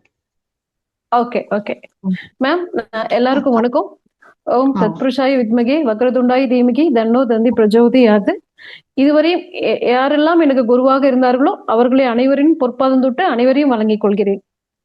இப்போ பிரசன்னம் அப்படிங்கிறது நான் உங்ககிட்ட பேச போறது தமிழ்ல தான் பேச போறேன். என்னோட மதர் டங் தமிழ் தான். நான் பேச போற டாபிக் வந்து ஜாமக்கோல் பிரசன்னம் அப்படிங்கிறது. ஜாமக்கோல் அப்படின்னா, ஜாமம் அப்படின்னா தமிழ்ல நேரம் அப்படின்னு அர்த்தம், கோல் அப்படின்னா கிரகம் அப்படின்னு அர்த்தங்க. சோ நீங்க கேள்வி கேட்ட நேரத்தை வச்சு ஒரு பதில் கிடைக்குமா, அந்த பதில் சரியானதா இருக்குமா அப்படின்னு பாத்தீங்கன்னா சரியானதா இருக்குங்க. இதை எப்படி நம்ம செக் பண்ணிக்கலாம்னா, இதுக்கு நீங்க பிறந்த கால ஜாதகம் உங்களுக்கு தேவைப்படாது. நம்ம வந்து பார்த்திருப்போம் இது வரைக்கும் ஜாதகத்தை கொடுத்து அதுல பலன் சொல்றத நம்ம பார்த்திருப்போம். ஆனா இப்ப ஜாதகமே இல்லாம பலன் தெரிஞ்சுக்க முடியுமா அப்படின்னு பாத்தீங்கன்னா இந்த ஜாமக்கோல் பிரசன்னத்துல தெரிஞ்சுக்க முடியும். நான் இது பத்தின நிறைய கிளாஸஸ் எடுத்திருக்கேன். நான் ஐயா கிட்ட திருப்பூர்ல ஜி.கே. சார்ன்னு சொல்லிட்டு எஸ் கோபாலகிருஷ்ணன் சொல்லுவாங்க, என்னோட குருநாதர், அவர்கிட்ட தான் இதை படிச்சிருக்கேன். ஸோ இது வந்து பியூர்லி கால்குலேஷன் தானுங்க. இது வந்து நம்ம வந்து சும்மா ஒரு கெஸ்ல சொல்லக்கூடிய ஒரு விஷயம் இல்லை, இது பியூர்லி கால்குலேஷன். இந்த ஜாமக்கோல் பிரசன்னத்தை பயன்படுத்தி நம்ம என்ன எல்லாம் தெரிஞ்சுக்க முடியும் அப்படின்னு பாத்தீங்கன்னா என்ன வேணா தெரிஞ்சுக்க முடியும். நான் இதை வச்சுட்டு என்னெல்லாம் சொல்றேன் அப்படின்னு பாத்தீங்கன்னா, இந்த ஜாமக்கோல் பிரசன்னம் அப்படிங்கிற ஒரு டெக்னாலஜி வச்சுக்கிட்டு நம்ம என்னெல்லாம் சொல்ல முடியும்னா, உங்களுக்கு என்ன தேவையோ சொல்ல முடியும். ஜாதகமே தேவையில்லை. இப்போ வந்து நான் வந்து ஒரு வேலையா போறேன் மேடம், அந்த நான் போற வேலை நடக்குமா, எனக்கு போற பதில் நல்ல விஷயமா கிடைக்குமான்னு கேட்டீங்கன்னா அது நம்ம பிரசன்னத்து மூலமா சொல்லிட முடியும். சரிங்களா? அப்படின்னா அது என்ன வச்சு சொல்றேன்னா, ஜாமக்கோல் அப்படிங்கிறது ஒரு நாள் வந்து 24 மணி நேரம். அதை வந்து 12ஆ பிரிச்சிட்டீங்கன்னா பகல் இரவுன்னு பிரிக்கும் போது 12 மணி நேரம் வரும். அந்த பகல் 12 மணி நேரத்துக்கு 8 ஜாமம் வருங்க. 1.5 மணி நேரத்திற்கு ஒரு ஜாமம் பிரிச்சுக்கிறோம். அப்போ உள்வட்டத்துல நம்ம ஜாதக கட்ட மாதிரியே கிரக நிலைகள், கோச்சார கிரக நிலைகள் இருக்கும், வெளிவட்டத்திலையும் அந்த கிரக நிலைகள் இருக்கும். இது இப்படிதான் இருக்கும். அப்போ அந்த உதயம், ஆருடம், கவிப்பு அப்படின்னு சொல்லி அந்த ஜாமக்கோலை நம்ம பிரிச்சுக்கிறோம். உதயம் அப்படிங்கிறது நிகழ்காலத்தை அட் பிரசன்ட் என்ன நம்மளுக்கு தேவையோ அதை குறிக்கும். ஆருடம் அப்படிங்கிறது கடந்த காலத்தை குறிக்கும். கவிப்பு அப்படிங்கிறது நம்ம முடிவு எடுத்து நம்ம எடுக்கிற முடிவுனால சேதாரம் வரப்போகுதா இல்ல வந்து சந்தோஷமான விஷயம் நடக்க போகுது அப்படிங்கறத சொல்லும். இந்த கவிப்பு அப்படிங்கிறது வந்துங்க உங்களுக்கு வந்து ஒரு காரோட கிளச்சு, பிரேக்கு, ஆக்சிலேட்டர் மாதிரி முக்கியமான பார்ட்ஸ். இதெல்லாம் இல்லாம இந்த கால்குலேஷன் நம்ம கம்ப்ளீட் பண்ண முடியாது. இதுல உள்வட்ட கிரகநிலைகள், வெளிவட்ட கிரகநிலைகள் அப்படின்னு சொல்லிட்டு உங்களுக்கு 2 செட் ஆஃப் கிரகநிலைகள் இருக்கும். இது பார்த்தா உங்களுக்கு வந்து பெருசா தெரியும். ஆனா பழக பழக பழக உங்களுக்கு ஈஸியா புரிஞ்சிடும். சரிங்களா? ஏன்னா இது எல்லாமே பியூர் கால்குலேஷன்னால போக போக போக நம்மளுக்கு எல்லாமே ஈஸியா புரிஞ்சிடும். இப்ப இந்த உதயத்தை வச்சு நம்ம என்ன சொல்ல போறோம்னா, நான் என்னெல்லாம் சொல்லியிருக்கேன் அப்படின்னு கேட்டீங்கன்னா, அட் பிரசன்டா கிரிக்கெட் பத்தி நாம இதுல சொல்லிட்டு இருக்கேன். அடுத்து பாத்தீங்கன்னா என்னெல்லாம் கேள்வி கேட்கறாங்களோ சாதாரணமா அது எல்லா ஜாதகத்துக்கூடயும் நான் பிரசனத்தை மிங்கிள் பண்ணி தான் சொல்லிட்டு இருக்கேன். இந்த உதயத்து கூட நல்ல கிரகங்கள் இருந்துச்சுன்னா நீங்க நல்ல பலனா சொல்லலாம். அது உடனே கிடைக்கும். நீங்க என்ன கேள்வி வேணா கேட்கலாம். இப்போ நான் எலெக்ஷன்ல நிக்கலாமா அப்படின்னு கேட்கலாம். தாராளமா உதயத்துல ஒரு நல்ல கிரகம், சுப கிரகம் இருந்துச்சுன்னா கண்டிப்பா உங்களுக்கு நல்ல பலன் கிடைக்க போகுது. உதயத்துல ராகுவோ, கேதுவோ, சனியோ அந்த மாதிரி இருந்துச்சுன்னா கண்டிப்பா உங்களுக்கு வந்து நல்ல பலன் கிடைக்க போறது இல்ல. அது தாமதத்தையும் தடைகளையும் குடிக்க போகுதுன்னு சொல்லாங்க. சோ உதயத்துல கவிப்பு அப்படிங்கிறது வந்து என்ன சொன்னா பியூர்லி நெகட்டிவான விஷயங்களை சொல்ல போகுதுன்னு அர்த்தம். அப்போ கவிப்பு அப்படின்னா சேதாரம்னு அர்த்தம். உதயம் அப்படின்னா நிகழ்காலத்தை நீங்க என்ன கேள்வியோட வந்திருக்கீங்களோ அதை சொல்லும். ஆருடம் அப்படிங்கிறது வந்து கடந்த காலத்தை குறிக்கும். இந்த உதயம் அப்படிங்கிறது ஒரு ராசியில 1 மணி நேரம் இருக்குங்க. எல்லா ராசிக்குமே. இப்ப மேஷம்னா 1 மணி நேரம் வந்து மேஷ உதயம். ரிஷபத்துக்குள்ள அடுத்த 1 மணி நேரம் ரிஷப உதயம். இப்ப லக்னம்னா நம்மளுக்கு 2 மணி நேரம் இருக்கிற மாதிரி உதயம் அப்படிங்கிறது நம்மளுக்கு 1 மணி நேரத்தை குறிக்குங்க. இந்த ஆருடம் அப்படிங்கிறது ஒரு 5 மினிட்ஸ் தான். ஒரு ராசிக்குள்ள ஆருடம் அப்படிங்கிறது ஒரு 5 நிமிஷம் நேரத்தை தான் உரிக்கும். ஆனா அது செய்யும் செயல்கள் வந்து ரொம்ப பெருசா இருக்குங்க. இப்போ ஒரு திருமண பிரசனத்தை நம்ம வந்து இந்த பிரசனத்துல ஜாமக்கோல் பிரசனத்திலேயே கண்டுபிடிச்சிட முடியுமா, சொல்ல முடியுமா அப்படின்னு கேட்டீங்கன்னா, ஜாமக்கோல் பிரசனத்துல உதயத்தையும் ஆருடத்தையும் குரு பார்வை இருக்கும்போது அவங்க கொண்டு வந்த ஜாதகத்துல அந்த உதயம் இருக்கிற ராசி லக்னம் தான் அமையுங்க. அதை நீங்க ஓகே வந்து உடனே கண்டிப்பா நல்லா இருக்குன்னு தாராளமா சொல்லலாம். அதே மாதிரி நல்லதா அமையும். இப்ப ரீசெண்டா பாத்தீங்கன்னா இப்ப எங்க தமிழ்நாடு, நான் இருக்கிறது தமிழ்நாடு. அங்க இருக்கும்போது வந்து not understanding anything. Not understanding sir. Not understanding anything. We are not understanding anything ಅಲ್ಲ ಅವ್ರು because ಬಿಡಿ of the ಸರ್. ಅವರು language. ನೀವು ಮಾತಾಡಿ ಮೇಡಮ್. ಕನ್ನಡಕ್ಕೆ ನಾವು ಆಮೇಲೆ ಟ್ರಾನ್ಸ್ಲೇಟ್ ಮಾಡಿ ಗ್ರೂಪ್ಗೆ ಹಾಕ್ತಿವಿ ಸರ್. ದಯವಿಟ್ಟು ಅವ್ರಿಗೆ அப்படிங்களா? ಮಾತಾಡಕ್ ಬಿಡಿ. Okay okay please talk madam. Okay okay okay சரி. இந்த பிரசனம் உங்களுக்கு நான் எப்படி சொல்றேன்னா கொஞ்சம் ஈஸியா, இன்னும் கொஞ்சம் நான் வந்து ரொம்ப டஃபா இல்லாம இன்னும் கொஞ்சம் ஈஸியா சொல்லித்தரேன். இது வந்து என்ன சொல்லும் அப்படின்னா, உதயத்துல ஒரு உதயம் அப்படிங்கிறது 1 மணி நேரம் லக்னம் மாதிரின்னு சொன்னேன். அந்த உதயத்துல சுபகிரகம் இருந்துச்சுன்னா உங்களுக்கு என்ன தேவையோ அது சுபமான விஷயங்கள் நடக்கும். இப்போ ஒரு ஃப்ரெண்டு வரேன்னு சொல்லிட்டாரு, அவர் வந்துட்டாரா அப்படின்னு பாக்கணும்னா, உதயத்துல சந்திரன் இருந்துச்சுன்னா அவர் வந்துட்டு இருக்காருன்னு அர்த்தம். இதே உதயத்துல வந்து நேர் 7ல சந்திரன் இருந்துச்சுன்னா இன்னும் அவர் கிளம்பவே இல்லைன்னு அர்த்தம். ஆனா உதயத்துல இருந்து 9ல சந்திரன் இருந்துச்சுன்னா அவர் கிளம்பி வந்துட்டு இருக்காரு, பக்கமா வந்துட்டு போறாருன்னு அர்த்தங்க. இப்படி நீங்க ஈஸியா சொல்லிட முடியும். இது நான் வந்து எப்படி சொன்னேன்னு பாத்தீங்கன்னா, பக்கத்துல எங்க ஊர்ல வந்து திருப்பரங்குன்றம் அப்படின்னு ஒரு கோயில் இஷ்யூ வந்துச்சுங்க.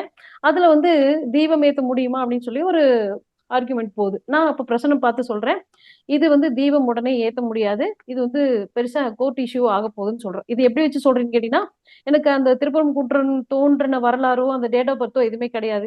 இன்டெப்தான டீடைல்ஸ் எதுவுமே கிடையாது. நான் பாக்குறது எல்லாமே பிரசனம் வச்சு மட்டும்தான் சொல்றேன்.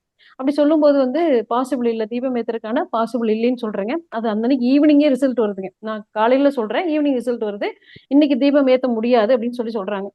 சோ அடுத்தது எப்ப ஏத்த முடியும்னு பார்க்கும்போது அடுத்த நாள் சொல்றாங்க, கோர்ட் ஆர்டர் வாங்கிட்டோம், நாளைக்கே நாங்க தீபம் ஏத்திடுவோம்னு சொல்றாங்க.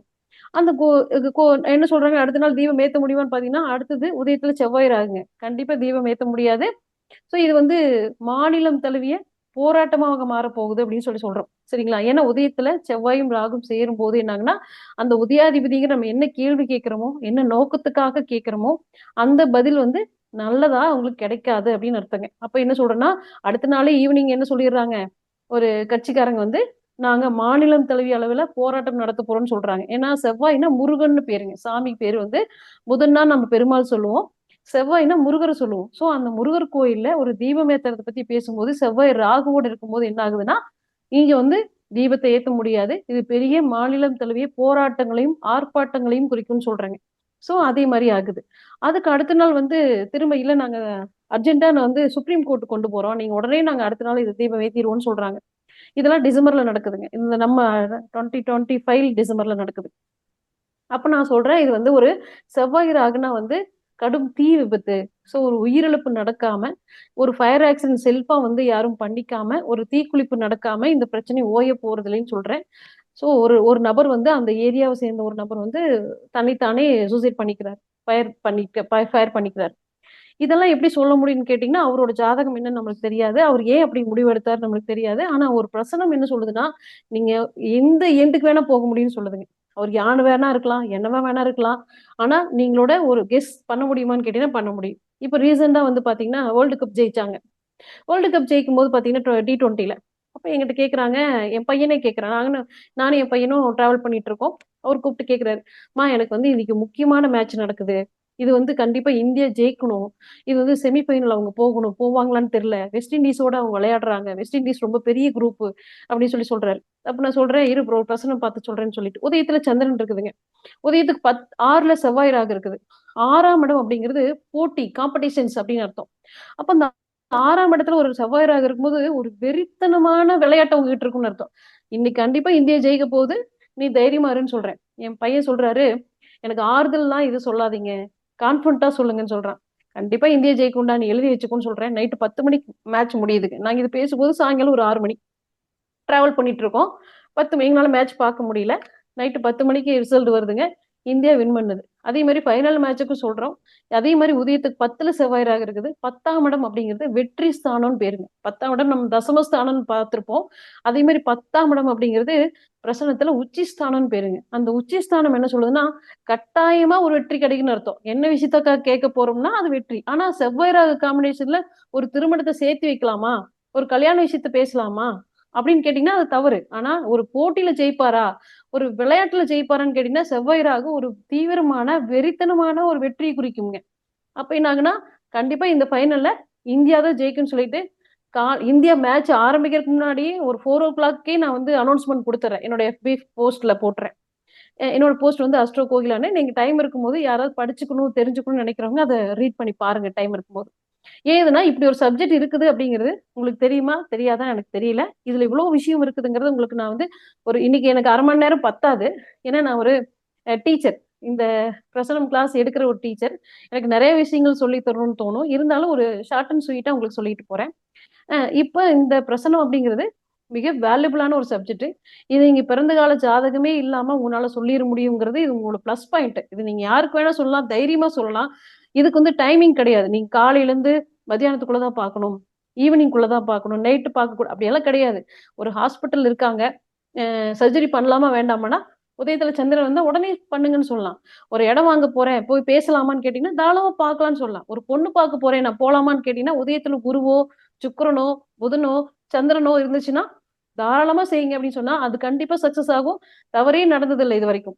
மேனுவலா மனிதர்கள் கால்குலேஷன்ல தப்பு பண்ணலாமே தவிர பிரசனம் ஒருபோதும் தவறு செய்யாது அப்படின்னு சொல்லாங்க. சோ இந்த பிரசனம் அவ்வளவு பெரிய வேல்யூபிளான ஒரு பாயிண்ட்டுங்க. இதுல என்ன சொல்லலாம்னு கேட்டீங்கன்னா என்னெல்லாம் சொல்ல முடியும்னா நிறைய சொல்லலாம். உதயத்துல ஒரு கிரகம் இருந்துச்சுன்னா அது என்ன செய்யும் அப்படின்னு கேட்டீங்கன்னா, உதயத்திலேயே ராகு இருந்துச்சுன்னா நம்ம அந்த வேலையை செய்யக்கூடாது. எந்த வேலைக்கு போகிறதா இருந்தாலும் சரி, சர்ஜரி தவிர வேற எந்த வேலையா இருந்தாலும் சரி நம்ம செய்யக்கூடாது.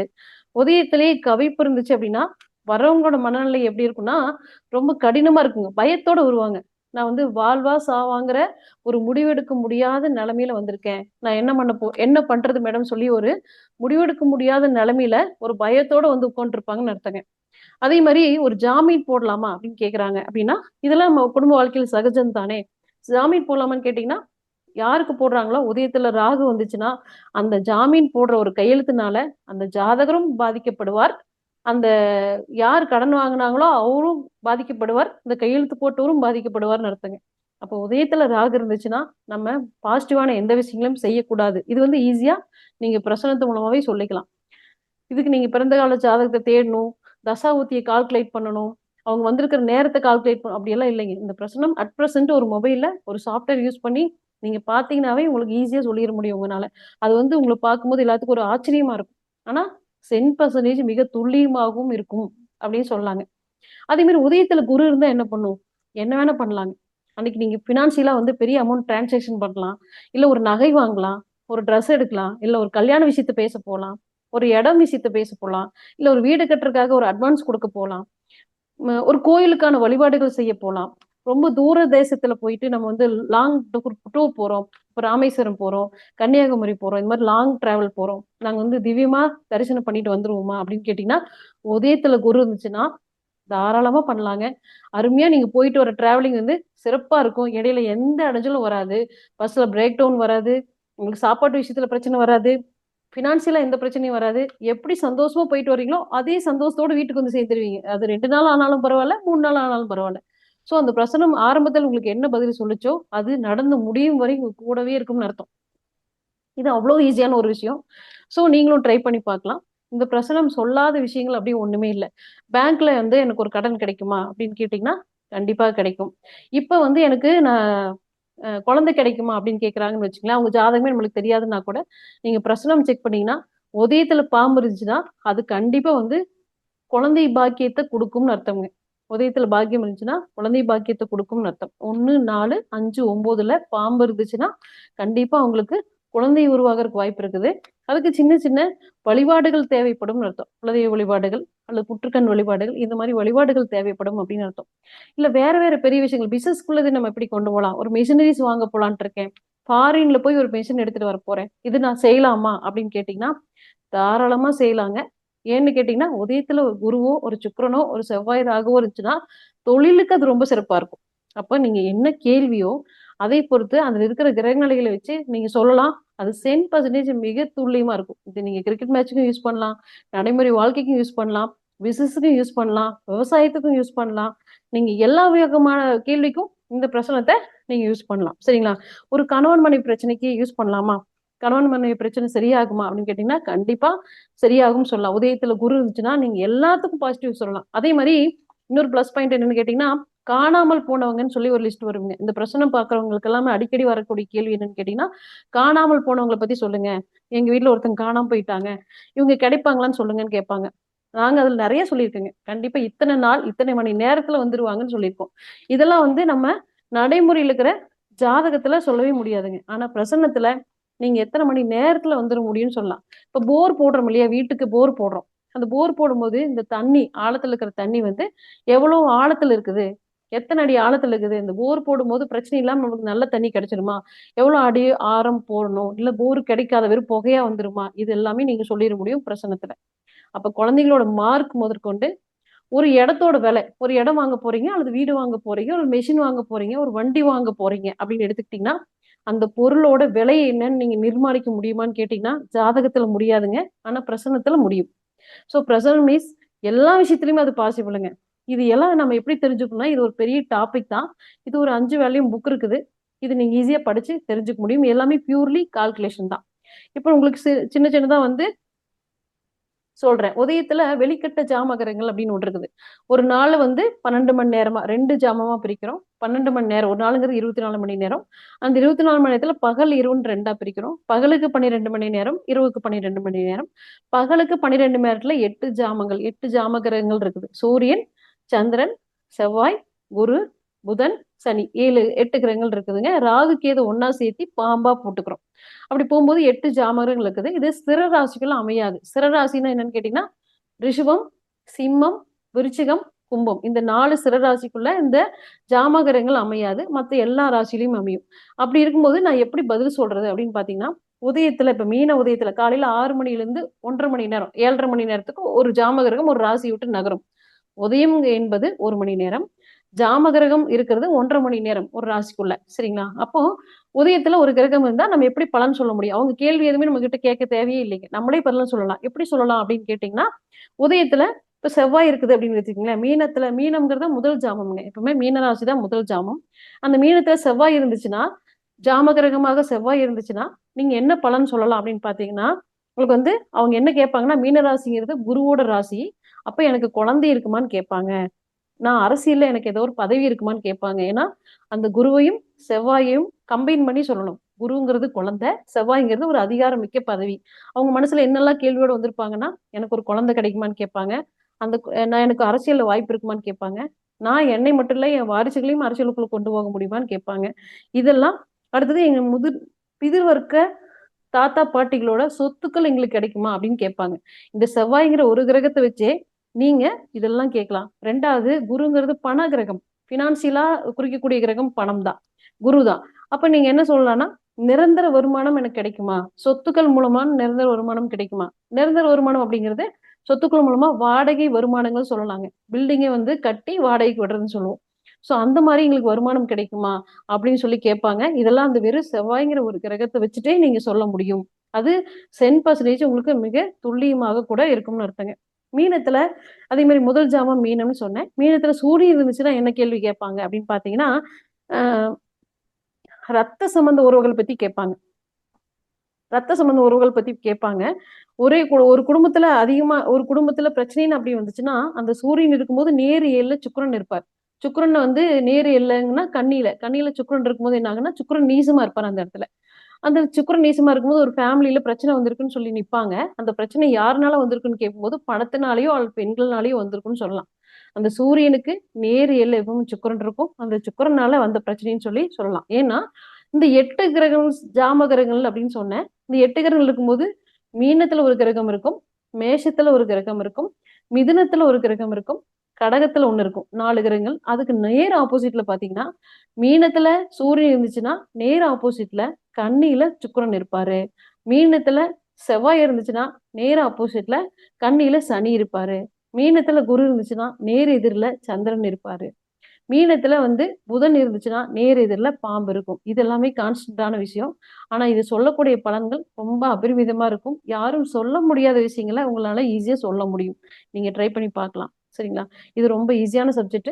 உங்களுக்கு ஏதாவது டவுட் இருந்துச்சுனாலும் தாராளமா நீங்க கேட்கலாம். இதை சொல்லி தரணும்னாலும் நாங்க ஈஸியா சொல்லி தரோம்.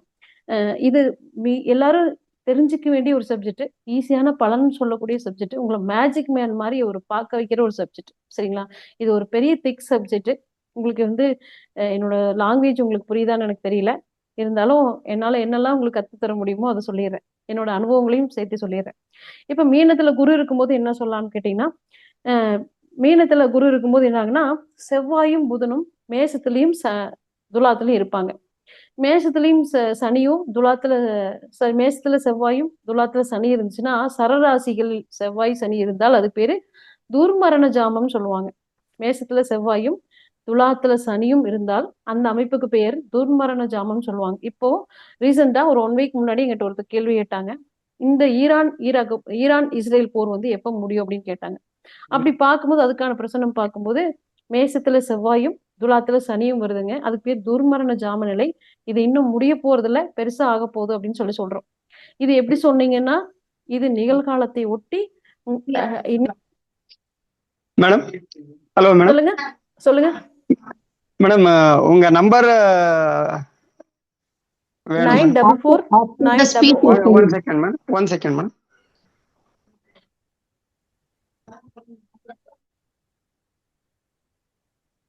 Continue madam.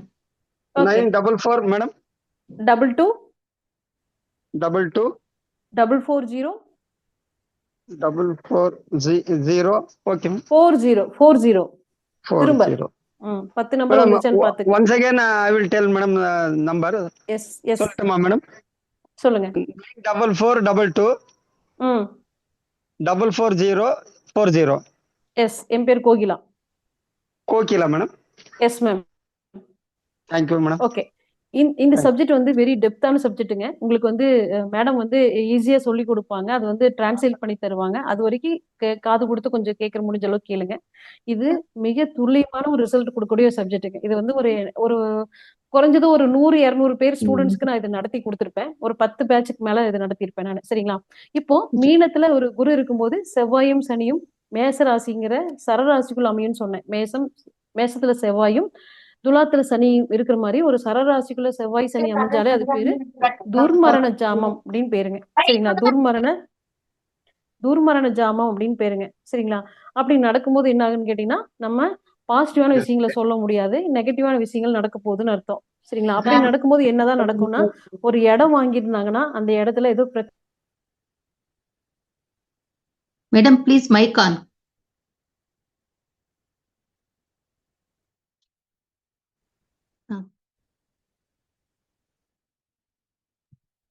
ஓகே. இப்போ ம். மேசத்துல குரு இருக்கும்போது உங்களுக்கு வந்து சாரி, மீனத்துல குரு இருக்கும்போது மேசத்துல செவ்வாயும் துலாத்துல சனியும் இருக்கும். அதுக்கு பேரு துர்மரண ஜாமம் சொன்னேன். இப்போ இந்த மாதிரி ஒரு நிலைமையில யாராவது வரும்போது நீங்க என்ன சொல்லணும்னு கேட்டீங்கன்னா, இடம் வாங்குனீங்கன்னா அந்த இடத்துல பத்திரப்பதிவு டாக்குமெண்டேஷன்ல ப்ராப்ளம் இருக்க போது அதை வாங்கி பாருங்கன்னு சொல்லணும். சரிங்களா? அப்போ வீட்டுல வேலைக்காரங்க ஒர்க் பண்ணாங்க. ஏன்னா சனி அந்த இடத்துல உச்சம். துலாத்துல சனி வந்து வெரி பவர்ஃபுல். செவ்வாய் வெறும் ஆட்சி மட்டும்தான். அப்ப என்னாங்கன்னா வீட்டுல இருக்கிறவங்களால பிரச்சனை வரும்னு அர்த்தம். ஒரு இடம் வாங்கும்போது அந்த இடத்துல வந்து ஏதோ ப்ராப்ளம் இருக்கு போது டாக்குமெண்டேஷன்ல ப்ராப்ளம் இருக்கு, அதை கொஞ்சம் சரி பண்ணுங்க, பாத்துக்குங்க, சரியா பாத்துக்கன்னு சொல்லணும். அதே மாதிரி இடத்துல பாதையில நம்ம நடக்க முடிய வழி, அந்த வழியில ப்ராப்ளம் ஜாமம் நடக்கும்போது ஒரு பிரச்சனை பார்க்கும்போது நீங்க தாராளமா உங்களுக்கு சொல்லலாம். அந்த பிரச்சனைகளோடு தான் அவங்க வந்து உட்கார்ந்துட்டு இருப்பாங்க. உங்ககிட்ட சொல்ல முடியாம தவிச்சிட்டு இருப்பாங்கன்னு அர்த்தம். அதே மாதிரி மீனத்துல இப்போ நம்ம மீனத்தை மட்டும் தான் பார்த்துட்டு இருக்கோம். மீனத்துல புதன் இருக்கும்போது புதன் அந்த இடத்துல நீசமா இருக்காரு. சரிங்களா? புதன் நீசமா இருக்கும்போது அவங்க என்ன மாதிரி மென்டாலிட்டியில வந்து உங்க முன்னாடி உட்கார்ந்துட்டு இருப்பாங்கன்னு கேட்டீங்கன்னா, தோல்ல ஸ்கின்ல ப்ராப்ளம் இருக்குங்க.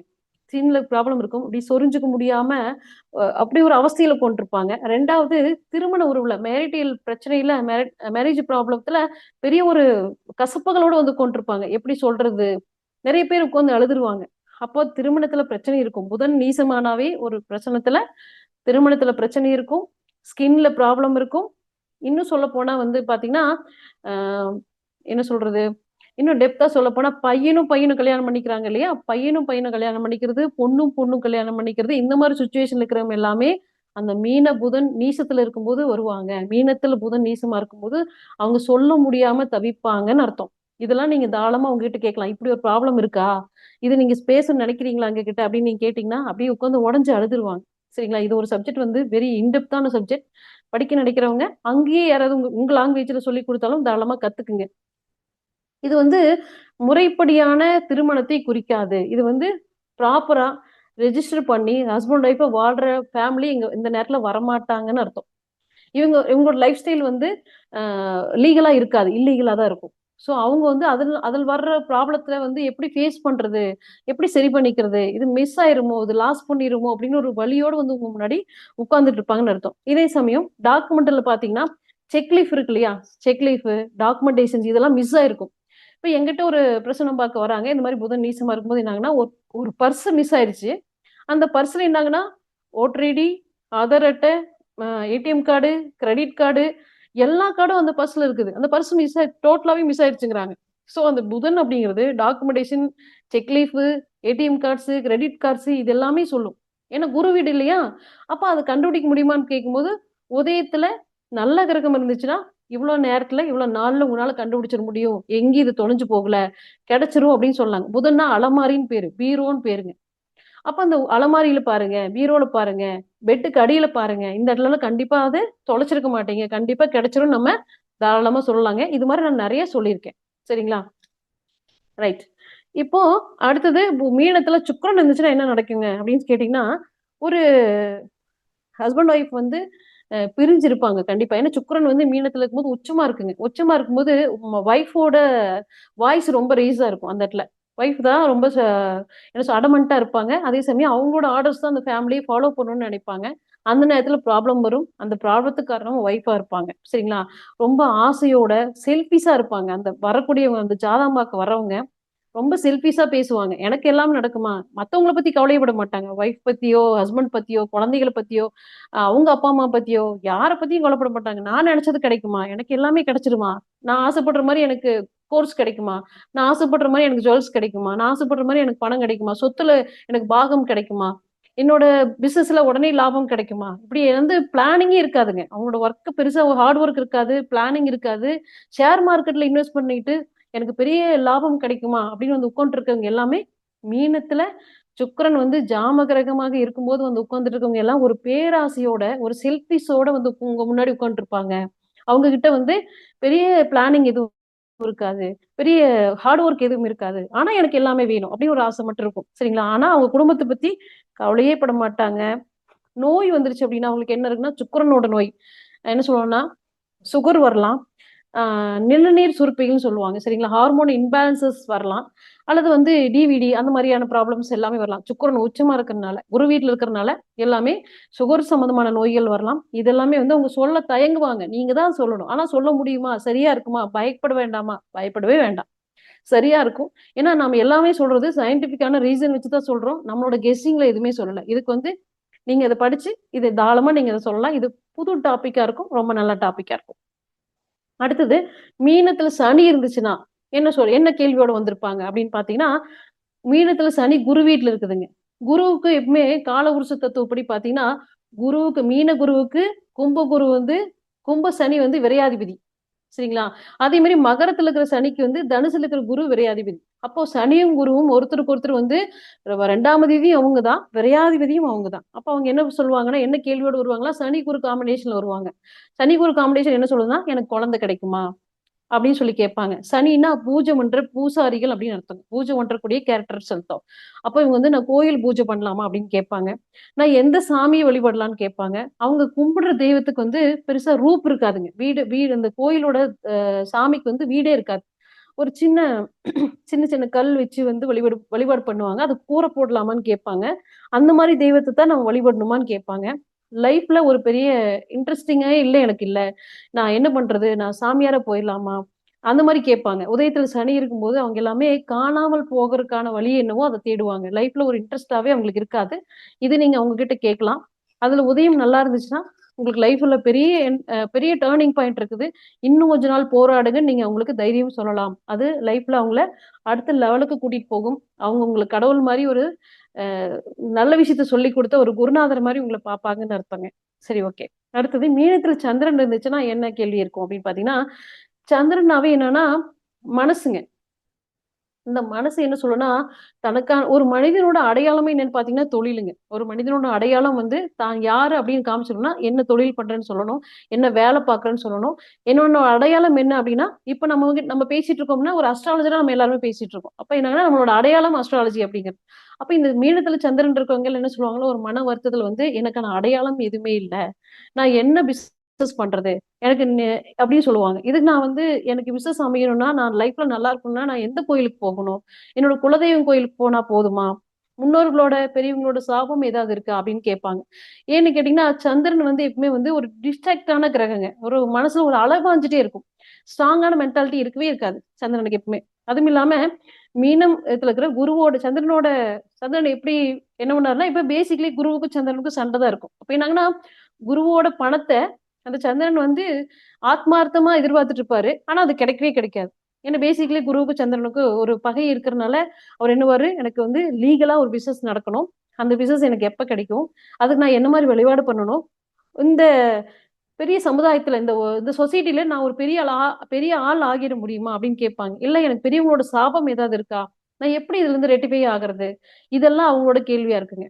சோ இதுக்கெல்லாம் என்ன பதில் கிடைக்கும்னு கேட்டீங்கன்னா, உதயத்துல சுபகரங்கள் இருந்துச்சுன்னா நீங்க தாராளமா சப்போர்ட் பண்ணலாம். நீங்க நல்லா ஜெயிச்சிருவீங்க, இன்னும் கொஞ்ச நாள் ஃபைட் பண்ணுங்கன்னு சொல்லலாம்.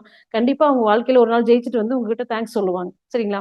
சோ மீனத்துல பாம்பு இருந்துச்சுன்னா என்ன சொல்லலாம் அப்படின்னு பாத்தீங்கன்னா, மீனத்துல பாம்பு இருக்கும்போது பேங்க்ல, ஏன்னா மீனத்துல பாம்பு இருந்துச்சுன்னா நேர் ஆப்போசிட்ல புதன் வந்து கண்ணியில இருப்பார். புதன் வந்து கண்ணியில உச்சமா இருப்பார். அப்ப என்னாங்கன்னா இவங்க பேங்க் சம்பந்தமான வங்கி கடன் சம்பந்தமான கேள்வியோட தான் அதிகமா வந்திருப்பாங்க. நான் ஏதாவது பிளட்ஜிங் பண்ணலாமா, டாக்குமெண்ட் ஏதோ பிளட்ஜிங் பண்ணலாமா, இல்ல பிசினஸ்ல இருக்கிற மெஷினரிஸ் ஏதாவது பிளட்ஜிங் பண்ணலாமா, அந்த பிளட்ஜிங் பண்ணி லோன் வாங்கலாமா, எனக்கு அது சக்சஸ் கிடைக்குமா, அந்த லோன் வாங்கினா நான் கம்ப்ளீட் பண்ணிடுவேனா அப்படின்னு ஒரு பயத்தோட வந்திருப்பாங்கன்னு அர்த்தங்க. அப்ப நீங்க என்ன சொல்லலாம்னு கேட்டீங்கன்னா, அல்லது இன்னொரு விஷயம் என்னன்னா, புதன்னாவே பத்திரம்னு சொன்னேன், செக் லீஃப் சொன்னேன், டாக்குமெண்டேஷன் சொன்னேன். அப்ப என்னாங்கன்னா ஒரு பத்திரம் தொலைஞ்சு போயிருச்சு, மிஸ் ஆயிருச்சு, சைன் பண்ண செக் லீஃப் எங்கேயோ வச்சுட்டேன், எங்க இருந்து கிடைக்குமா, எனக்கு திரும்ப கிடைச்சிருமா, நான் எடுத்துருவேனா, அதுல ஏதோ லாஸ் ஆயிருமா, யாரோ தப்பான கைகளுக்கு கிடைச்சிருமா அப்படின்னு ஒரு பாம்புனாவே ஒரு பயம்ங்க. மனசுக்குள்ள ஒரு பயத்தோட வந்து உங்க முன்னாடி உட்கார்ந்துட்டு இருப்பாங்கன்னு அர்த்தம். சோ இதெல்லாம் வந்து நம்ம ஜாதகத்துல சொல்ல முடியாது. ஆனா இந்த பிரசனத்துல சொல்ல முடியும். பிரசனம் மொத்தத்துல 36 வகை பிரசனம் இருக்குதுங்க. இதுல ஒரு வகை தான் இந்த ஜாமக்கோல் பிரசனம் அப்படிங்கிறது. ஜாமம் அப்படின்னா நீங்க கேள்வி கேட்ட நேரம் அப்படின்னு அர்த்தங்க. சோ நீங்க கேள்வி கேட்ட நேரத்துக்கு அந்த பிரசனம் என்ன சொல்லுதோ அதை நீங்க சொல்லும்போது அவங்க வந்து ஆத்மார்த்தமா நீங்க அவங்கள பார்த்துட்டு அவங்க வீட்டை வந்து பக்கத்துல இருந்து பார்த்த மாதிரியே சொல்றதா ஃபீல் பண்ணுவாங்க. எங்கிட்டயும் அப்படிதான் ஃபீல் பண்ணியிருக்காங்க. இது அப்படி ஒரு அற்புதமான சப்ஜெக்ட். இது கண்டிப்பா நிறைய தேடி ரிசர்ச் பண்ணி படிங்க. அதே மாதிரி இந்த தொல்லியல் துறை சொல்லுவாங்க, ஆராய்ச்சிகள் பண்ணுவாங்க. இது டாக்டர்ஸ் இருக்கும்போது சர்ஜன் ஆகலாமா, நான் படிக்கலாமான்னு கேட்பாங்க. இப்ப கேன்சர் குழந்தைகளுக்கு சம்பந்தமான கேன்சர்ஸ் இந்த மாதிரி பாம்புனாவே வந்துங்க விஷம். அப்போ விஷம் சம்பந்தமான நோய்கள் பத்தி படிக்கலாமான்னு கேட்பாங்க. அப்ப லேப் சம்பந்தமா படிக்கலாமான்னு கேட்பாங்க. இல்ல வந்து ரிசர்ச் சென்டருக்குள்ள நான் போக முடியுமான்னு கேட்பாங்க. அதுக்கான எக்ஸாம்ஸ் போலாமான்னு கேட்பாங்க. பேங்க்குக்கான எக்ஸாம்ஸ் போலாமான்னு கேட்பாங்க. இது எல்லாமே பாசிபிளுங்க. நீங்க தாராளமா சொல்லலாம். உதயத்துல ஒரு நல்ல கிரகம் இருந்துச்சுன்னா நீங்க இது எல்லாமே சொல்லலாம். அதே மாதிரி எம்டி லேண்ட் இருக்கு இல்லையா, அந்த எம்டி லேண்ட்ல நான் ஒரு பிசினஸ் ஓரியன்டா அதை நம்ம சரி பண்ணலாமா அப்படின்னு கேட்பாங்க. இது எல்லாமே அந்த புதன் உச்சமா இருக்கனாலையும் பாம்பு மீனத்துல இருக்கிறனாலையும் இது சக்சஸ் ஆகுமா, இந்த பிளானிங் எல்லாம் உங்ககிட்ட ரெடியா இருக்கும். அது சக்சஸ் ஆகுமா ஆகாதுங்க உங்ககிட்ட கேள்வியோட மட்டும் வந்திருப்பாங்க. அது நீங்க ஓகே சொல்லிட்டீங்கன்னா அவங்களுக்கு அவ்வளவு தூரம் ஒரு பெரிய சந்தோஷம். அதை சக்சஸ் பண்ணிட்டே வந்து நிப்பாங்க. ஒரு நாள் கண்டிப்பா ஜெயிப்பாங்க. சரிங்களா? சோ அதே மாதிரி இந்த 8 ஜாமகத்தை வச்சுமே நீங்க உள்கட்ட கிரக நிலைகள் வந்து அந்த கோச்சாரத்தை வச்சு சொல்ல முடியாட்டி கூட இந்த 8 ஜாமகரங்களை வச்சே நீங்க சொல்லிட முடியும். அது மிக துல்லியமாக இருக்கும் அப்படின்னு சொல்லாங்க. நான் அப்படி சொல்லிட்டு இருக்கேன். இன்னும் ஈஸியா என்னெல்லாம் சொல்ல முடியும் அப்படின்னு பாத்தீங்கன்னா, வெளிவட்ட கிரக நிலை, உள்வட்ட கிரக நிலை அப்படின்னு இருக்குங்க. உள்வட்ட கிரகத்திலையும் ஒரு கிரகம் சுக்கிரன்னா சுக்கிரன், வெளியிலயும் சுக்கிரன் அப்படின்னு இருந்துச்சுன்னா அவங்க ஒரு விஷயம் நினைச்சுன்னு வைங்களேன். இப்போ ஒரு வீடு விற்கிறாங்க, அது ஒரு இடம் விற்கிறாங்க அப்படின் போது உள்வட்டத்திலயும் ஒரு சுக்கிரனா இருந்து வெளிவட்டத்திலயும் ஒரு சுக்கிரன் ஒரே ராசிக்குள்ள ரெண்டுமே இருந்துச்சுன்னா அவங்க அந்த வித்த காசை அனுபவிக்க முடியாதுங்க. வாங்கி இந்த கையில பணத்தை வாங்கி அந்த கையில அப்படியே கொடுத்துருவாங்க. அதாவது ஒரு கடன் கட்டிடுவாங்கன்னு அர்த்தங்க. அப்ப என்னாங்கன்னா அந்த காசை அவங்க அனுபவிக்க முடியாது. உள்வட்டத்திலேயும் ஒரே கிரகம், வெளிவட்டத்திலேயும் ஒரே கிரகம் இருக்கும்போது என்னாங்கன்னா அவங்க அந்த லாபத்தையும் அனுபவிக்க முடியாது. ஒரு சாட்சியா மட்டும்தான் அந்த இடத்துல சம்மந்தப்பட்டு நிற்பாங்கன்னு அர்த்தங்க. அதே மாதிரி இன்னைக்கு உதயம் நிக்கிற நட்சத்திரம் பாத்தீங்கன்னா ஒரு கேதுவோட நட்சத்திரமா இருந்துச்சுன்னா ஒரு ஃபேமிலி வந்தாங்கன்னு வச்சுக்கோங்களேன். கேதுவோட நட்சத்திரம் என்னங்க? அசுபதி, மகம், மூலம். இந்த நட்சத்திரங்கள்ல நம்மளுக்கு வந்து உதயம் நின்னுச்சு அப்படின்னா குடும்பத்தை பிரிஞ்சு மனவேதனையோட நான் தனியா வாழ்றேன் மேடம், எனக்கு வந்து திரும்ப வந்து குடும்பம் சேர்ந்துருமா இல்ல டிவோர்ஸ் தான் கண்டிப்பா ஆகுமா அப்படின்னு சொல்லி அந்த கேள்வியோட வந்திருப்பாங்கன்னு அர்த்தங்க. ஏன்னா இது உதயத்துல கூட அந்த நேரத்துல கவிப்பும் இருக்கும்னு அர்த்தங்க. ஸோ உதயத்துல கவிப்பு இருக்கும்போது என்ன ஆகுனா அவங்க கிட்ட நம்ம வந்து சந்தோஷமான விஷயத்த பேசவே முடியாதுன்னு அர்த்தம். உதயத்துல சனி இருக்குது அப்படின்னா என்ன கேள்வி கேட்பாங்கன்னா, எனக்கு குடும்பமே இல்லை மேடம், எனக்கு எப்ப அந்த குடும்பம் அமையும் அப்படின்னு சொல்லி கேட்போம். உதயத்துல சனி அப்படிங்கிறது என்னன்னா சாமியார் கிரகம்னு பேருங்க. சாமியார் கிரகம் அப்படின்னு பேரு.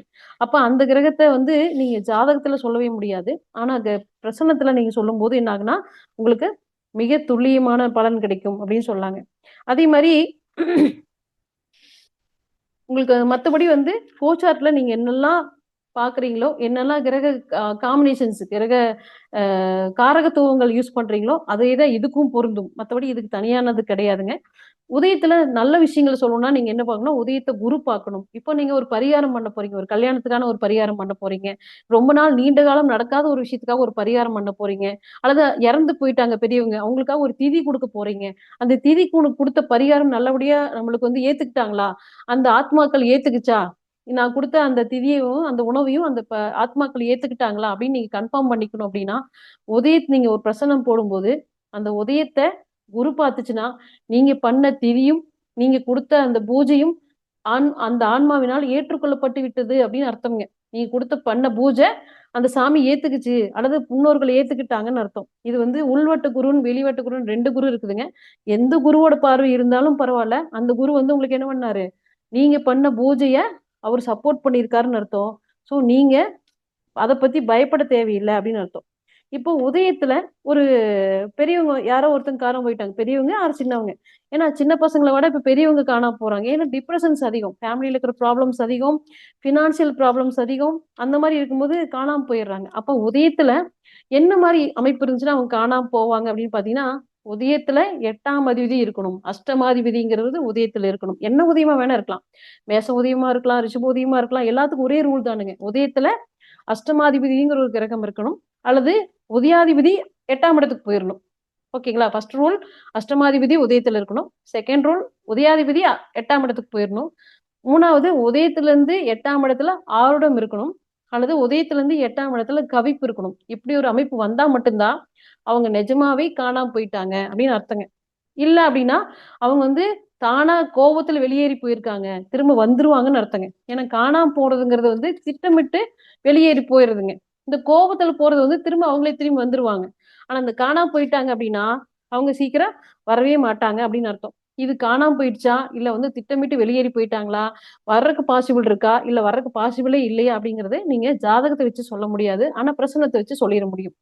உதயத்துல கவிப்பு இருந்தா வேற என்னெல்லாம் நடக்கும்னா, உதயத்துல 1ல கவிப்பு இருந்துச்சுன்னு வைங்களேன், ஜாதகர்கிட்ட என்ன வேலையா வந்திருந்தீங்களோ அந்த வேலையை க்ளோஸ் பண்ணிருங்க, அது இப்போதைக்கு சக்சஸ் இல்லைன்னு சொல்லிடலாம். அதனால பெரிய லாஸ் தான் கிடைக்க போகுதுன்னு சொல்லலாம்.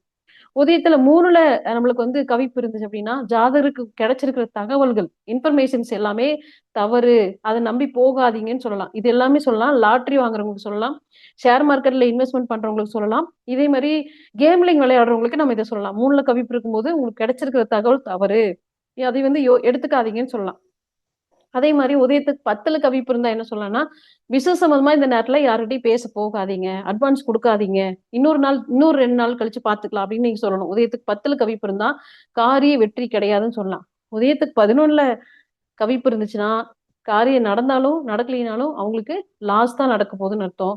சோ இந்த கவிப்பை வச்சு மட்டுமே நீங்க சொன்னீங்கன்னா போதும். இந்த உதயம், ஆருடம், கவிப்பு, இந்த ஜாம கிரகங்கள் இதை மட்டும் நீங்க யூஸ் பண்ணி சொன்னீங்கன்னாவே உங்களுக்கு வந்து பெரிய சக்சஸ் கிடைச்சிருங்க. இதுக்காக நீங்க வந்து தசா ஊத்தி தேடணுமோ, இல்ல வந்து நிறைய கிரகங்கள் பார்க்கணுமோ இப்படிங்கிறது எல்லாமே இல்லை. ஏன்னா ஒரு 18 வருஷம் 20 வருஷம் தசா ஊத்தி நடக்கும்போது நம்ம என்ன சொல்லுவோம், 20 வருஷம் தசையுமே அவங்களுக்கு அப்படிதான் இருக்கும்.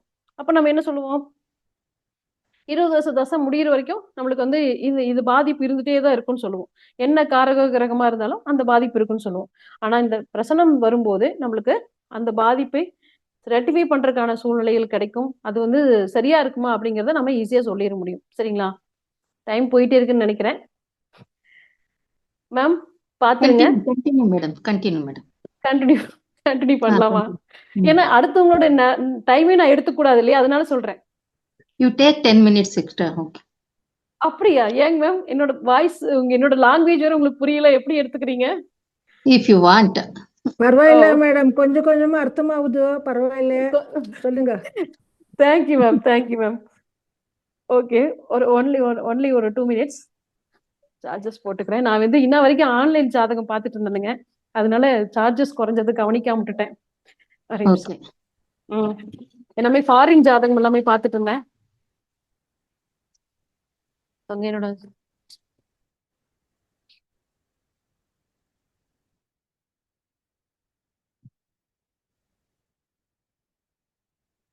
ஓகே, ஒரு நிமிஷம். இது வேற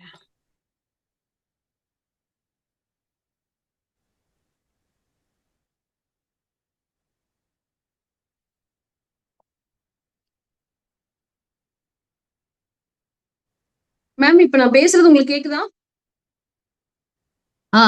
எஸ் கேக்குறோம்மா. ஓகே. இப்போ ரீசெண்டா வந்து பாத்தீங்கன்னா நான் ஒரு பிரசனம் பாக்குறேன். என்ன பிரசனம்னா, ஒரு இது சொல்றதுக்கு வந்து உங்களுக்கு இது எப்படி மேட்ச் ஆகுதுன்னு பாக்குறதுக்காக உங்களுக்கு அதை சொல்றேன். ஒரு பக்கத்து வீட்டுல வந்து என் ஃப்ரெண்டு கேக்குறாங்க, எங்க வீட்டுல ஒரு பொமரேனியன் நாய்க்குட்டி வாங்கிட்டு வந்திருக்கோம். இந்த நாய்க்குட்டி வந்து ரொம்ப குட்டி நாய்க்குட்டி, இப்ப கண்ணு முழிச்சு ஒரு 4-5 நாள் தான் ஆச்சு. இது ஒரு நாய் இப்ப காணாம போயிடுச்சு, எனக்கு கிடைக்குமான்னு கேக்குறாங்க. இப்ப நம்ம என்ன சொல்லுவோம், ஜாதகத்துல நாய்க்குட்டி எல்லாம் பார்க்க முடியாதுன்னு சொல்லுவோம் இல்லைங்களா? ஆனா என்ன சொல்றோம்னா, எனக்கு அந்த நேரத்துல ஒண்ணுதான் தோணுச்சு.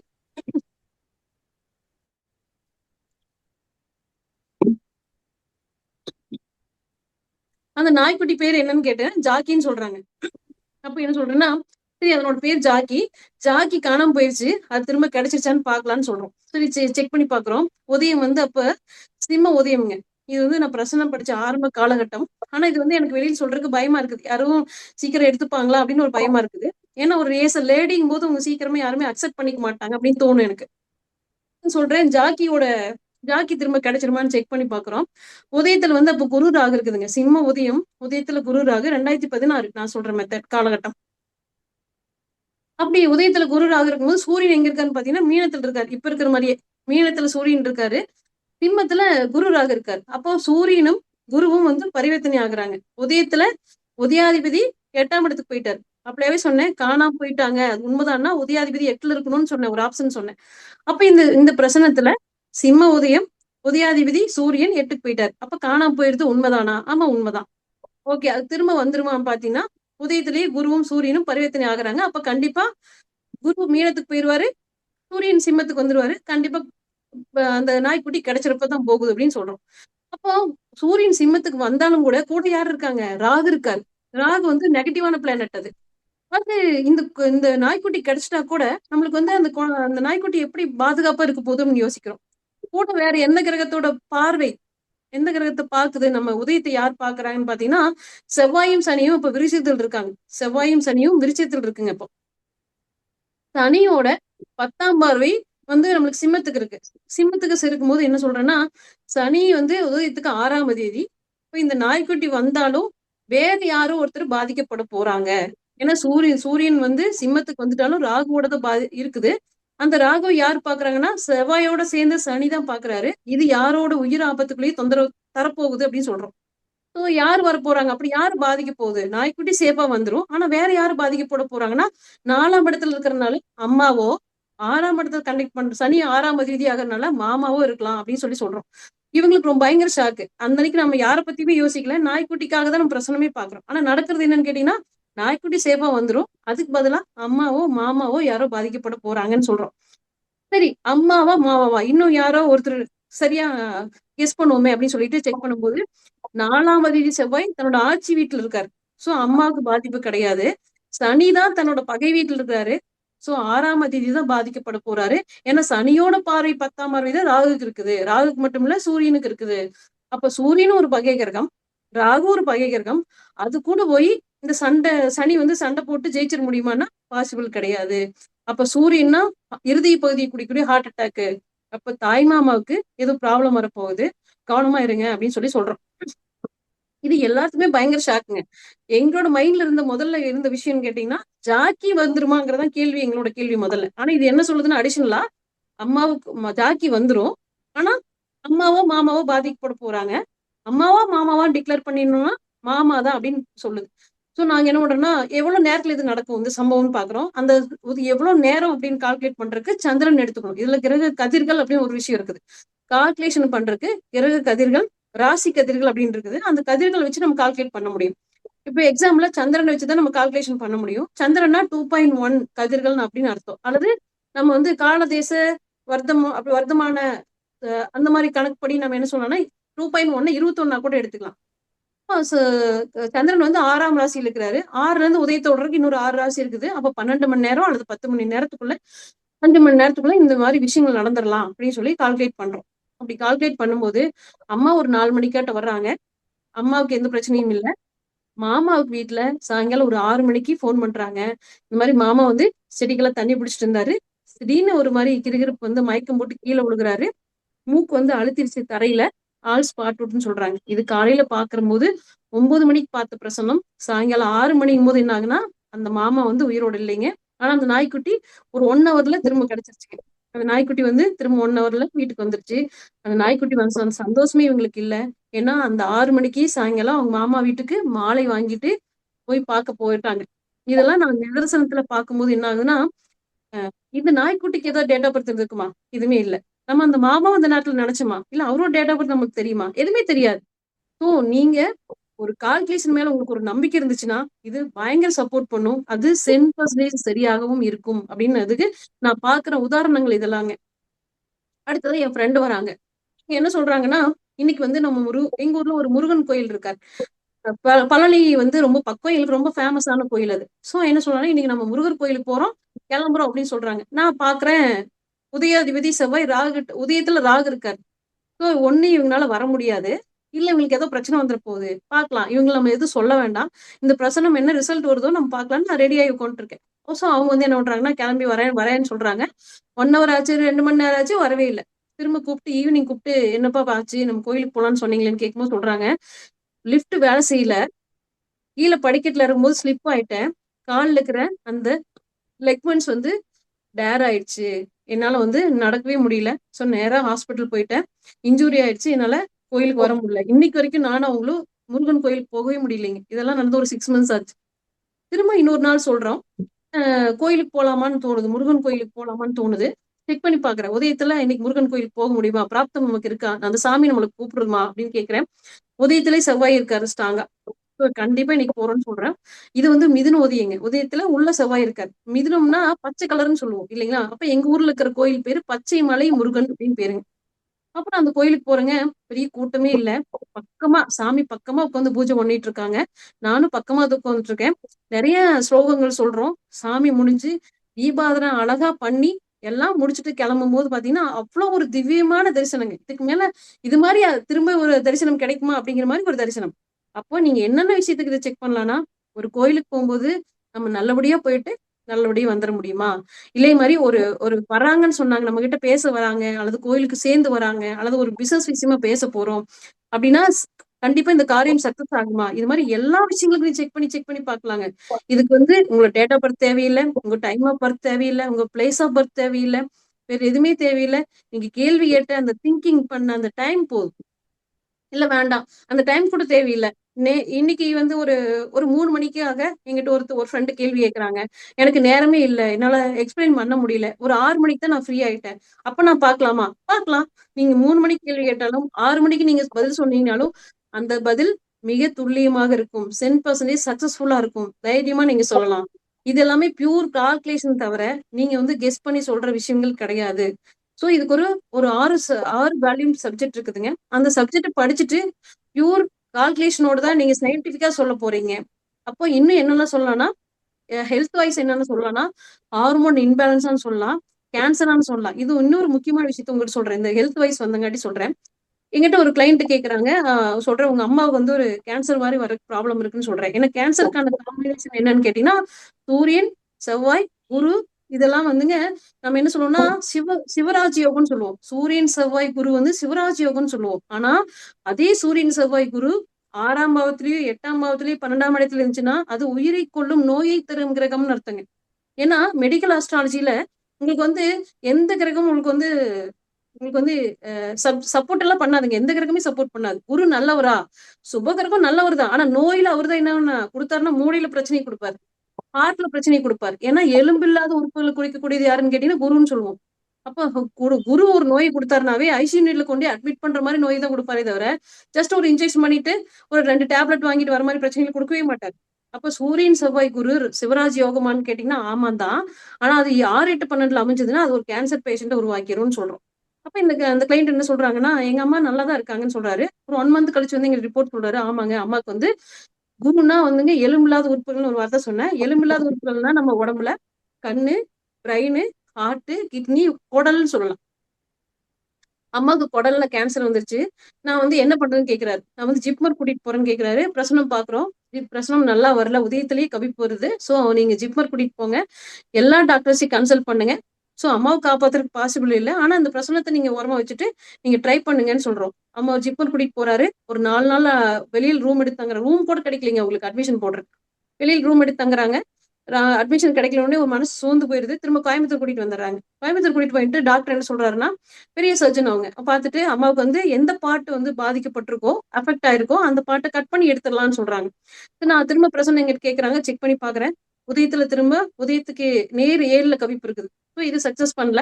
ஸோ நீங்க உங்களால டாக்டர் என்ன சொல்றாங்களோ அதை ஃபாலோ பண்ணுங்க, ஏன்னா அம்மா வலி இல்லாம பாத்துங்கன்னு சொல்றேன்.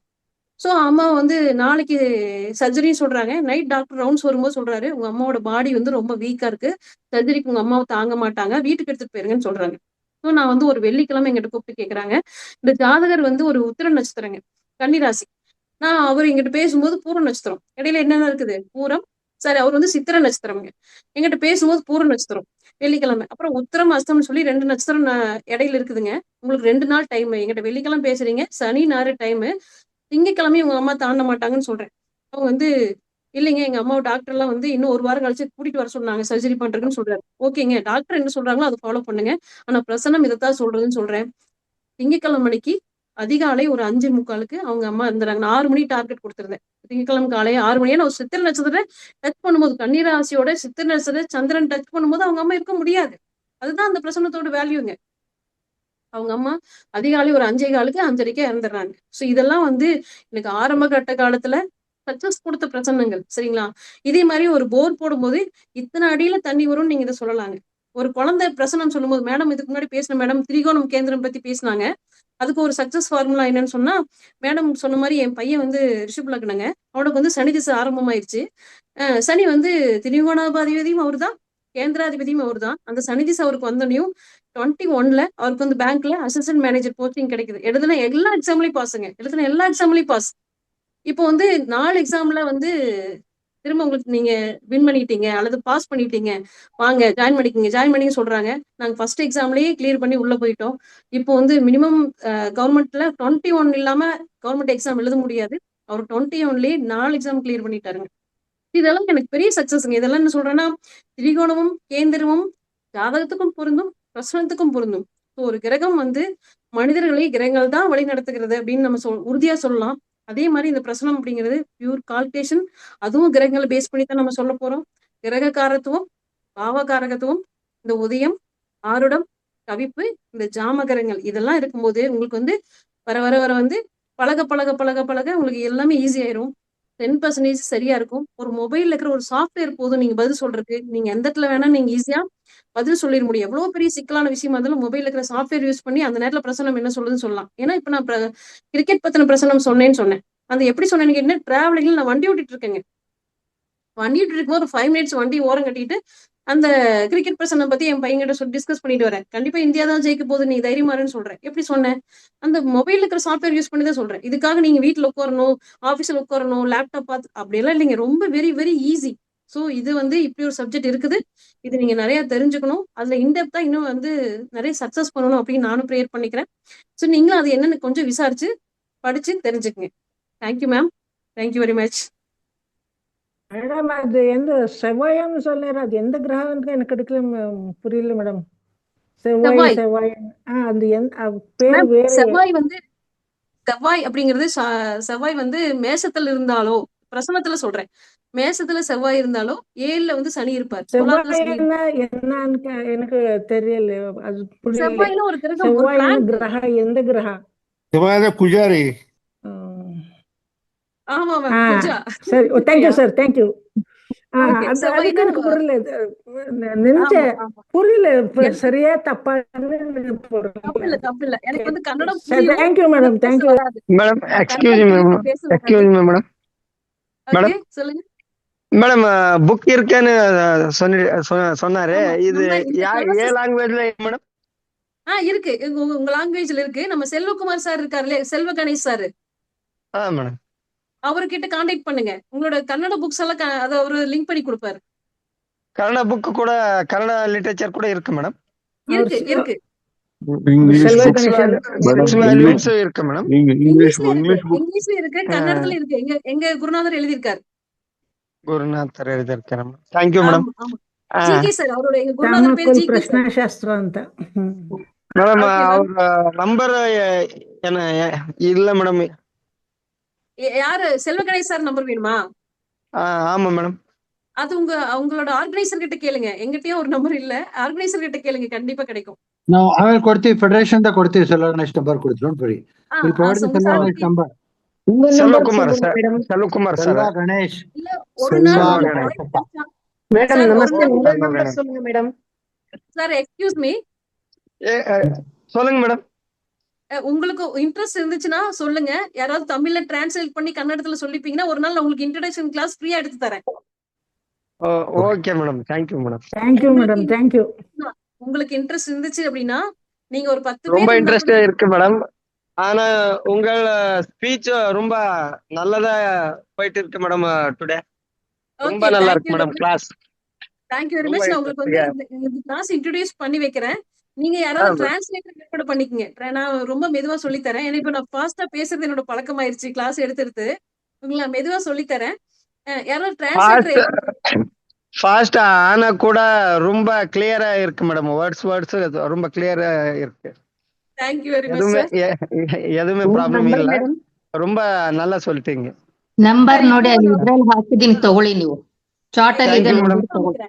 உங்களுக்கு புக் தெரியுதா? Thank you madam. இது பேரு ஜாமக்கோல் பிரசனம்னு ஒரு புக். இது வந்து 4th வேல்யூம், சரிங்களா?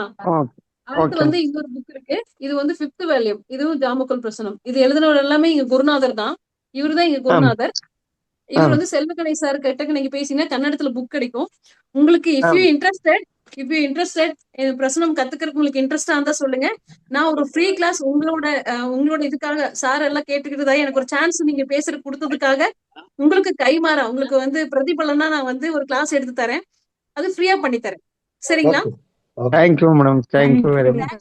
Opportunity sir. Thank you very much. Very much madam. Thank you ತುಂಬಾ ವೆರಿ ತುಂಬಾ much. Thanks madam. Okay okay okay thank you. Okay. Kokila madam, thank you very much. You give lot Thank you, of information from Jamakola Krishna. Once again, thank you very much for you. Okay, எனக்கு ஒரு opportunity பண்ணி கொடுங்க, ஒரு classes உங்களுக்கு பண்ணி தரேன். Okay, ma. Confederation will organize along with Selva Ganesh will invite Selva also. Okay, thank you sir. Thank you. ಈಗ ಮುಂದಿನ ಉಪನ್ಯಾಸಕರು ಶಾಂತಳಾ ಬೀಸಿ. ಇವರು ಉದಯೋನ್ಮುಖ ಜ್ಯೋತಿಷ್ಯ. ಇವರು ಪರಾಶರ ವಂಚ ಮಹಾಪುರುಷ ಯೋಗ ಇದನ್ನ ಅವ್ರು ಮಾಡ್ತಾರೆ. ಶಾಂತಳಾ ಇದ್ದೀರಮ್ಮ? ಮೇಡಮ್ ಇದೀವಿ madam. Video on ಮಾಡ್ಕೊಮ್ಮ.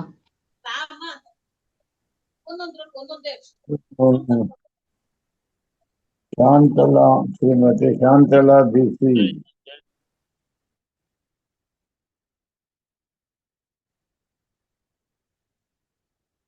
Madam mic on ಮಾಡ್ಕೊಳಮ್ಮ. ಕೇಳಿಸ್ತದೆ. ಮೈಕ್ ಆನ್ ಮಾಡ್ಕೊಂಡು ಓಕೆ. ಹೋಸ್ಟ್ ನಿನ್ಗೆ ಮಾಡ್ಲ? ಇದನ್ನ ಕೊಡ್ಲ, ನಾನು ಕನೆಕ್ಟ್ ಮಾಡ್ಲಾ? ಶೇರ್ ಮಾಡ್ತೀನಿ ಮೇಡಮ್. ಓಕೆ ಓಕೆ ಮೇಡಮ್ ನೀವು ಹೋಸ್ಟ್ ಓಕೆ ಕೊಡಿ ಮೇಡಮ್. ಕೊಡ್ತಾ ಇದ್ದೀನಿ.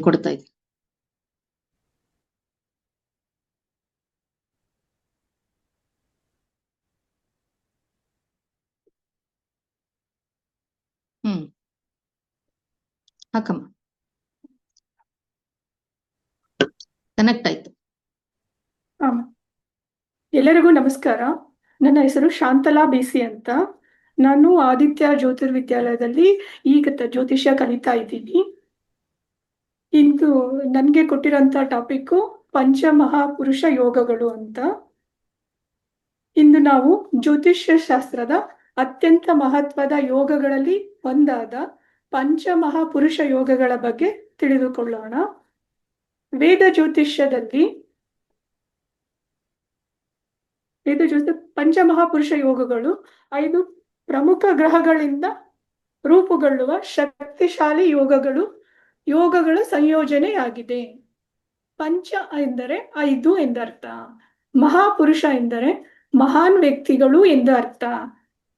ಯೋಗ ಎಂದರೆ ಜಾತಕದಲ್ಲಿ ಗ್ರಹಗಳು ವಿಶೇಷ ರೀತಿಯಲ್ಲಿ ಸೇರಿಕೊಂಡಾಗ ಅಥವಾ ನಿರ್ದಿಷ್ಟ ಸ್ಥಾನದಲ್ಲಿ ಇದ್ದಾಗ ಉಂಟಾಗುವ ವಿಶೇಷ ಸಂಯೋಗವನ್ನೇ ಯೋಗ ಎನ್ನುತ್ತಾರೆ.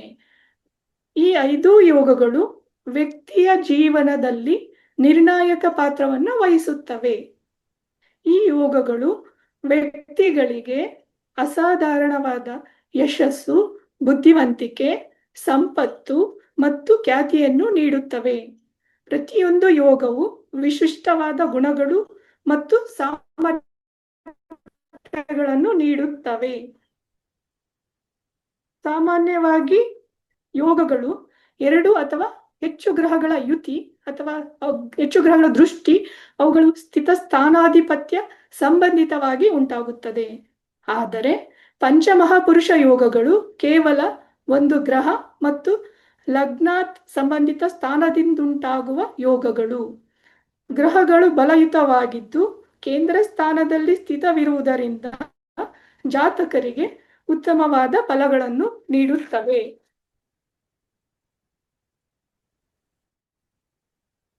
ಪಂಚಮಹಾಪುರುಷ ಯೋಗದ ಲಕ್ಷಣಗಳನ್ನ ಬೃಹತ್ ಜಾತಕದಲ್ಲಿ ಈ ರೀತಿಯಾಗಿ ಹೇಳಿದ್ದಾರೆ. ಸ್ವಗೇಹ ತುಂಗಾಶ್ರಯ ಕೇಂದ್ರ ಸಂಸ್ಥೈಃ ಉಚ್ಚೋಪವರ್ಗ ವನಿಸೂರ್ಮುಖೈಃ ಕ್ರಮೇಣ ಯೋಗ ರುಚಕಾಖ್ಯ ಭದ್ರ ಅಂಸಾಖ್ಯ ಮಾಲವ್ಯ ಶಶಾಭಿಧಾನಾಹ ಅಂತ ಬೃಹತ್ ಜಾತಕದಲ್ಲಿ ಪಂಚಮಹಾಪುರುಷ ಲಕ್ಷಣದ ಬಗ್ಗೆ ಹೇಳಿದ್ದಾರೆ. ಇನ್ನು ಅದೇ ರೀತಿ ಫಲದೀಪಿಕಾದಲ್ಲಿ ರುಚಕ ಭದ್ರಕ ಅಂಸಕ ಮಾಲವಾಹ ಸ ಶಶಾಕ ಇತಿ ಪಂಚ ಚ ಕೀರ್ತಿತಾಃ ಸ್ವಭವನೋಚ್ಚ ಗತೇಷು ಚತುಷ್ಟಯೇ ಕ್ಷಿತಿಸೂತಾದಿಷು ತಾನ್ ಕ್ರಮಶೋ ವದೇತ್ ಅಂತ ಫಲದೀಪಿಕಾದಲ್ಲೂ ಕೂಡ ಪಂಚಮಹಾಪುರುಷ ಯೋಗ ಲಕ್ಷಣ ಬಗ್ಗೆ ಹೇಳಿದ್ದಾರೆ. ಅದರರ್ಥ ತಾತ್ಪರ್ಯ ಈ ರೀತಿಯಾಗಿದೆ. ಕುಜ, ಬುಧ, ಗುರು, ಶುಕ್ರ ಮತ್ತು ಶನಿ ಈ ಗ್ರಹಗಳು ಸ್ವಕ್ಷೇತ್ರ ಅಥವಾ ಉಚ್ಚ ಕ್ಷೇತ್ರ ಸ್ಥಿತರಾಗಿದ್ದು ಆ ಸ್ಥಾನಗಳು ಲಗ್ನಾತ್ ಕೇಂದ್ರವಾಗಿದ್ದರೆ ಕ್ರಮವಾಗಿ ರುಚಕ, ಭದ್ರಕ, ಹಂಸಕ, ಮಾಲವ್ಯ ಮತ್ತು ಶಶಕ ಯೋಗಗಳು ಉಂಟಾಗುತ್ತವೆ. ರವಿ ಮತ್ತು ಚಂದ್ರ, ರಾಹು ಮತ್ತು ಕೇತ್ರವನ್ನು ಹೊರತುಪಡಿಸಿ ಈ ಯೋಗಗಳು ಉಂಟಾಗುತ್ತವೆ. ಪಂಚಮಹಾಪುರುಷ ಯೋಗಗಳು ರಾಜಯೋಗ ಸಮಾನ ಯೋಗಗಳು ಆಗಿವೆ.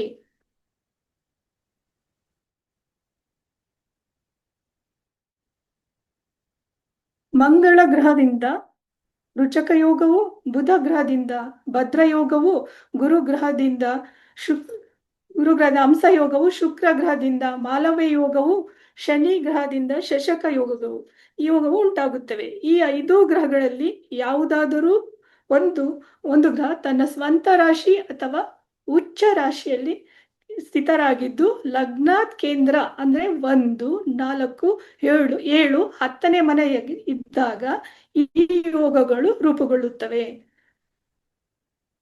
ಕೇಂದ್ರ ಸ್ಥಾನಗಳು ಜಾತಕದಲ್ಲಿ ಅತ್ಯಂತ ಶಕ್ತಿಶಾಲಿಯಾಗಿರುತ್ತವೆ. ಈ ಸ್ಥಾನಗಳಲ್ಲಿ ಗ್ರಹಗಳು ತಮ್ಮ ಪೂರ್ಣ ಸಾಮರ್ಥ್ಯವನ್ನು ಪ್ರದರ್ಶಿಸುತ್ತವೆ. ಗ್ರಹವು ತನ್ನ ಸ್ವಂತ ರಾಶಿಯಲ್ಲಿದ್ದಾಗ ಅಥವಾ ಉಚ್ಚ ರಾಶಿಯಲ್ಲಿ ಇದ್ದಾಗ ಅದು ಅತ್ಯಂತ ಶಕ್ತಿ ಹೆಚ್ಚಾಗಿರುತ್ತದೆ. ಈ 2 ಅಂಶಗಳು ಒಟ್ಟಾಗಿ ಪಂಚಮಹಾಪುರುಷ ಯೋಗವನ್ನು ರೂಪಿಸುತ್ತವೆ. ಇನ್ನು ರುಚಕ ಯೋಗವು ಕುಜ ಅಂದ್ರೆ ಮಂಗಳ ಗ್ರಹದಿಂದ ಉಂಟಾಗುವ ಯೋಗವಾಗಿದೆ. ಅಂದ್ರೆ ಮಂಗಳನ ಸ್ವಂತ ಕ್ಷೇತ್ರಗಳಾದ ಮೇಷ, ವೃಶ್ಚಿಕ ಮತ್ತು ಉಚ್ಚ ಕ್ಷೇತ್ರವಾದ ಮಕರ ರಾಶಿ ಈ ಸ್ಥಾನಗಳು ಲಗ್ನಾತ್ ಕೇಂದ್ರವಾಗಿದ್ದಾಗ ರುಚಕ ಯೋಗ ರೂಪುಗೊಳ್ಳುತ್ತದೆ.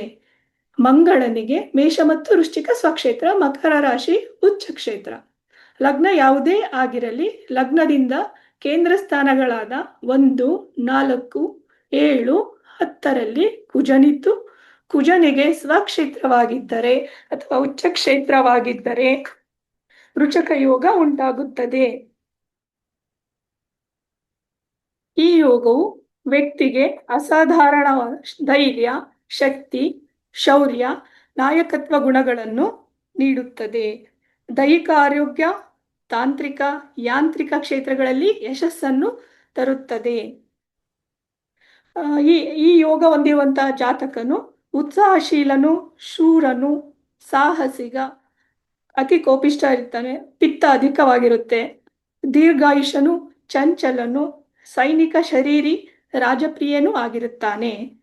ರುಚಕ ಯೋಗ ಹೊಂದಿರುವ ಜಾತಕರು ಬಲಿಷ್ಠವಾದ ಕಾಯ, ಸುಖ್ಯಾತಿ ಪಡೆದಿರುತ್ತಾರೆ, ಪ್ರಾಚೀನ ಶಾಸ್ತ್ರಗಳಲ್ಲಿ ಪಂಡಿತರು ಆಗಿರುತ್ತಾರೆ, ರಾಜರಾಗಿ ಅಥವಾ ರಾಜ ಸಮಾನರಾಗಿ ಸಾಂಪ್ರದಾಯಿಕ ಆಚಾರ ಶ್ರದ್ಧೆಯುಳ್ಳವರು ಆಗಿರುತ್ತಾರೆ. ಅವರದು ಕೆಂಪು ಬಣ್ಣದ ಮೈಕಟ್ಟು, ಆಕರ್ಷಕ ಶರೀರ, ತ್ಯಾಗಶೀಲ ಸ್ವಭಾವ, ಶ್ರೀಮಂತರು ಆಗಿರುತ್ತಾರೆ, ದೀರ್ಘಾಯುಷಿಗಳು ಆಗಿರುತ್ತಾರೆ. ಸೇನಾನಾಯಕಿಯನ್ನು ಕ್ಷಾತ್ರಗುಣ ಸಂಪನ್ನನಾಗಿ, ಜನನಾಯಕನನ್ನಾಗಿ, ಮಹಾನ್ ಸೇನಾ ನಾಯಕನನ್ನಾಗಿ ಮಾಡುತ್ತದೆ. ಸ್ವಭಾವವು ಆಕ್ರಮಣಶೀಲವಾದರೂ ಸ್ವದೇಶಾಭಿಮಾನವಾದ ವ್ಯಕ್ತಿಯನ್ನಾಗಿ ಮಾಡುತ್ತದೆ. ಉದಾಹರಣೆಗೆ ನಮ್ಮ ದೇಶದ ಪ್ರಧಾನಿಯಾದಂಥ ನರೇಂದ್ರ ಮೋದಿ ಅವರ ಜಾತಕವನ್ನು ಗಮನಿಸಿದಾಗ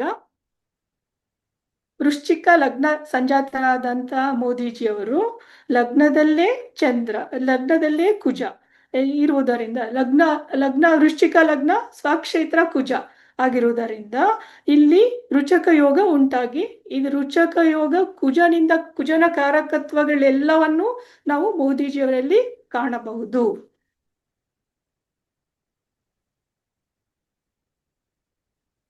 ಇನ್ನು ಭದ್ರಯೋಗ, ಬುಧನಿಂದಾಗಿ ಉಂಟಾಗುವುದು ಭದ್ರಯೋಗ. ಬುಧನು ಮಿಥುನ, ಕನ್ಯಾ ರಾಶಿಯಲ್ಲಿ ಸ್ಥಿತನಿದ್ದು ಕೇಂದ್ರ ಸ್ಥಾನದಲ್ಲಿರುವಾಗ ಭದ್ರಯೋಗ ರೂಪುಗೊಳ್ಳುತ್ತದೆ. ಬುಧನಿಗೆ ಮಿಥುನ ಮತ್ತು ಕನ್ಯಾ ರಾಶಿಗಳು ಸ್ವಕ್ಷೇತ್ರವಾಗಿವೆ. ಕನ್ಯಾ ರಾಶಿಯು ಉಚ್ಚ ಕ್ಷೇತ್ರವೂ ಹೌದು.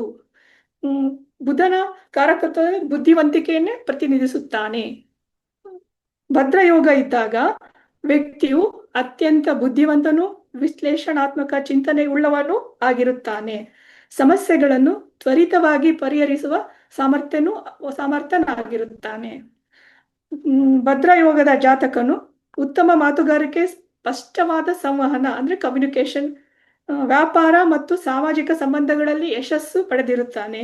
ಕಲಾ ನಿಪುಣನು, ದೀರ್ಘಾಯುಷ್ಯು, ಶಾಸ್ತ್ರಾರ್ಥ ಬಲ್ಲವನು, ತ್ರಿದೋಷ ಪ್ರಕೃತಿಯವನು ಆಗಿರುತ್ತಾನೆ. ಅವರಿಗೆ ಭದ್ರ ಯೋಗ ಇರುವಂತಹ ಜಾತಕರಿಗೆ ನೆನಪಿನ ಶಕ್ತಿ ತೀಕ್ಷ್ಣವಾಗಿರುತ್ತದೆ. ಅವರಿಗೆ ಅಲ್ಪಕಾಲೀನದರಾಗ್ಲಿ ಕಾಲಿನದರಾಗ್ಲಿ ನೆನಪುಗಳು ಉತ್ತಮವಾಗಿರುತ್ತದೆ. ಅಧ್ಯಯನ ಆಸಕ್ತರಾಗಿರುತ್ತಾರೆ. ಕಲಿಕೆಯಲ್ಲಿ ಯಶಸ್ಸನ್ನು ಪಡೆಯುತ್ತಾನೆ. ಇದಕ್ಕೆ ಉದಾಹರಣೆ ಅಂದ್ರೆ ಮೈಕ್ರೋಸಾಫ್ಟ್ ಸಂಸ್ಥಾಪಕರಾದಂತಹ ಬಿಲ್ ಗೇಟ್ಸ್ ಅವರ ಜಾತಕವನ್ನ ಹೇಳ್ಬಹುದು.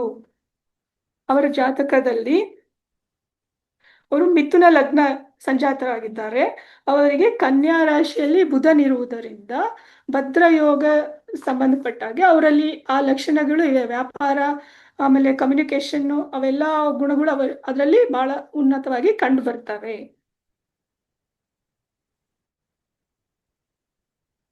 ಭದ್ರಯೋಗವು ದ್ವಿಸ್ವಭಾವ ರಾಶಿಗಳಾದ ಧನಸ್ಸು, ಮೀನ, ಮಿಥುನ ಮತ್ತು ಕನ್ಯಾ ಲಗ್ನಗಳಿಗೆ ಮಿಥುನ ಮತ್ತು ಕನ್ಯಾ ರಾಶಿಯಲ್ಲಿ ಬುಧ ಸ್ಥಿತನಿದ್ದಾಗ ಮಾತ್ರ ಉಂಟಾಗುತ್ತದೆ.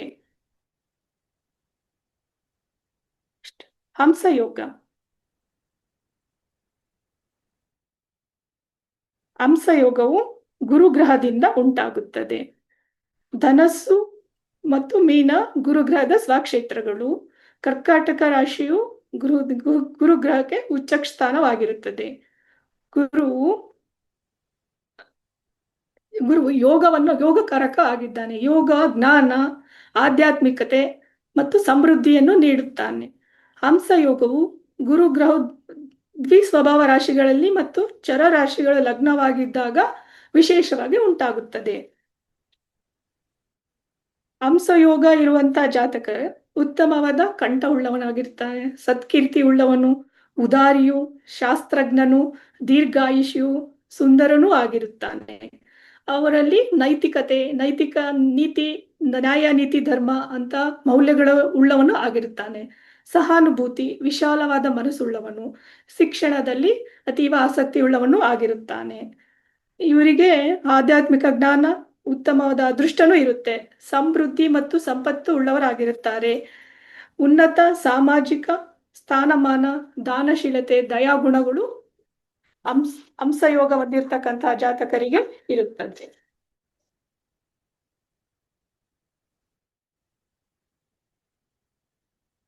ಮಾಲವ್ಯ ಯೋಗ. ಮಾಲವ್ಯ ಯೋಗವು ಶುಕ್ರನಿಂದಾಗಿ ಉಂಟಾಗುತ್ತದೆ. ಶುಕ್ರನು ವೃಷಭ, ತುಲಾ ಅಥವಾ ಮೀನ ರಾಶಿಯಲ್ಲಿ ಕೇಂದ್ರ ಸ್ಥಾನದಲ್ಲಿರುವಾಗ ಮಾಲವ್ಯ ಯೋಗ ರೂಪುಗೊಳ್ಳುತ್ತದೆ. ಶುಕ್ರ ಗ್ರಹವು ವೃಷಭ ಮತ್ತು ತುಲಾ ರಾಶಿಗಳು ಸ್ವಕ್ಷೇತ್ರವಾಗಿದ್ದವೆ. ಮೀನ ರಾಶಿಯಲ್ಲಿ ಶುಕ್ರನು ಉಚ್ಚ ಸ್ಥಾನವಾಗಿ ಸ್ಥಿತವಾಗಿದ್ದಾಗ ಯಾರ ಜಾತಕ ಮಾಲಯೋಗ ಇರುತ್ತೋ ಆ ಜಾತಕರಿಗೆ ಯೋಗವು ಐಷಾರಾಮಿ ಜೀವನ, ಸೌಂದರ್ಯ, ಕಲೆ, ಸಂಗೀತ, ಮನೋರಂಜನೆ, ಸಂಬಂಧಗಳ ಯಶಸ್ಸನ್ನು ತರುತ್ತದೆ. ವ್ಯಕ್ತಿಯು ಆಕರ್ಷಕ ವ್ಯಕ್ತಿತ್ವವನ್ನು ಹೊಂದಿರುತ್ತಾನೆ. ಜನಪ್ರಿಯತೆಯನ್ನು ಪಡೆದಿದ್ದಾನೆ. ಆಭರಣ ಪ್ರಿಯನಾಗಿರುತ್ತಾನೆ. ಕಫ ಮತ್ತು ವಾತ ಪ್ರಕೃತಿಯವನು ದೀರ್ಘಾಯುಷಿಯೂ ಆಗಿರುತ್ತಾನೆ. ಐಷಾರಾಮಿ ಜೀವನ ಅಂತ ಹೇಳಿದ್ರೆ ವೈಭವಯುತ ಸುಖಕರ ಜೀವನ ಶೈಲಿಯಲ್ಲಿ ಬದುಕ್ತಾ ಇರ್ತಾನೆ ಅಂತ. ಕಲಾತ್ಮಕ ಅಂದ್ರೆ ಸಂಗೀತ, ಚಿತ್ರಕಲೆ, ನೃತ್ಯ ಮುಂತಾದವುಗಳಲ್ಲಿ ಪ್ರತಿಭಾನ್ವಿತನಾಗಿರುತ್ತಾನೆ. ಸೌಂದರ್ಯ ಮತ್ತು ಆಕರ್ಷಣೆ, ಸೌಂದರ್ಯಮಯ ವ್ಯಕ್ತಿತ್ವ ಇರುತ್ತೆ. ಮೋಹಕ ಸ್ವಭಾವ ಇರುತ್ತೆ. ಫ್ಯಾಷನ್ ಬಗ್ಗೆ ಆಸಕ್ತಿ ಇರುತ್ತೆ. ವಿನೂತನ ಫ್ಯಾಷನ್ಗಳ ಬಗ್ಗೆ ಆಸಕ್ತಿ ಹೊಂದಿರುವಂತವ್ರು ಆಗಿರ್ತಾರೆ ಶುಕ್ರನ ಪ್ರಭಾವದಿಂದಾಗಿ. ಮಾಲವ್ಯ ಯೋಗವು ಯಾವ ಲಗ್ನಕ್ಕೆ ಉಂಟಾಗುತ್ತಂದ್ರೆ ವೃಷಭ, ತುಲಾ, ಮೀನ ಲಗ್ನಕ್ಕೆ 1ನೇ ಮನೆಯಲ್ಲಿ, ಮೇಷ, ವೃಶ್ಚಿಕ, ಕನ್ಯಾ ಲಗ್ನಕ್ಕೆ 7ನೇ ಮನೆಯಲ್ಲಿ, ಮಿಥುನ, ಸಿಂಹ, ಮಕರ ಲಗ್ನಕ್ಕೆ 10ನೇ ಮನೆಯಲ್ಲಿ, ಧನಸ್ಸು, ಕುಂಭ, ಕಟಕ ಲಗ್ನಕ್ಕೆ 4ನೇ ಮನೆಯಲ್ಲಿ ಮಾಲವ್ಯ ಯೋಗ ಉಂಟಾಗುತ್ತದೆ. ಇದಕ್ಕೆ ಮಾಲವ್ಯ ಯೋಗಕ್ಕೆ ಉದಾಹರಣೆ ಕೊಡ್ಬೇಕು ಅಂದ್ರೆ ಸಿನಿಮಾ ತಾರೆ ಆದಂತ ಶಾರುಖ್ ಖಾನ್ ಅವರ ಜಾತಕವನ್ನು ಗಮನಿಸಿದಾಗ ಕಟಕ ಲಗ್ನ ಸಂಜಾತರು ಅವರ ಜಾತಕದಲ್ಲಿ ಶುಕ್ರ ತುಲಾ ರಾಶಿಯಲ್ಲಿದ್ದಾನೆ. ಸ್ವಕ್ಷೇತ್ರನೂ ಆಯಿತು, ಕೇಂದ್ರ ಸ್ಥಾನದಲ್ಲಿರುವುದರಿಂದ ಮಾಲವ್ಯ ಯೋಗ ಉಂಟಾಗಿದೆ. ಅವರ ಇಂದಿನ ಜೀವನ ಶೈಲಿಯನ್ನು ನೋಡಿದಾಗ ಶುಕ್ರನ ಕಾರಕತ್ವಗಳೆಲ್ಲವೂ ಅವರ ಮೇಲೆ ಪ್ರಭಾವ ಬೀರುವುದನ್ನು ಕಾಣಬಹುದು ನಾವು ಅವರಿಗೆಲ್ಲ.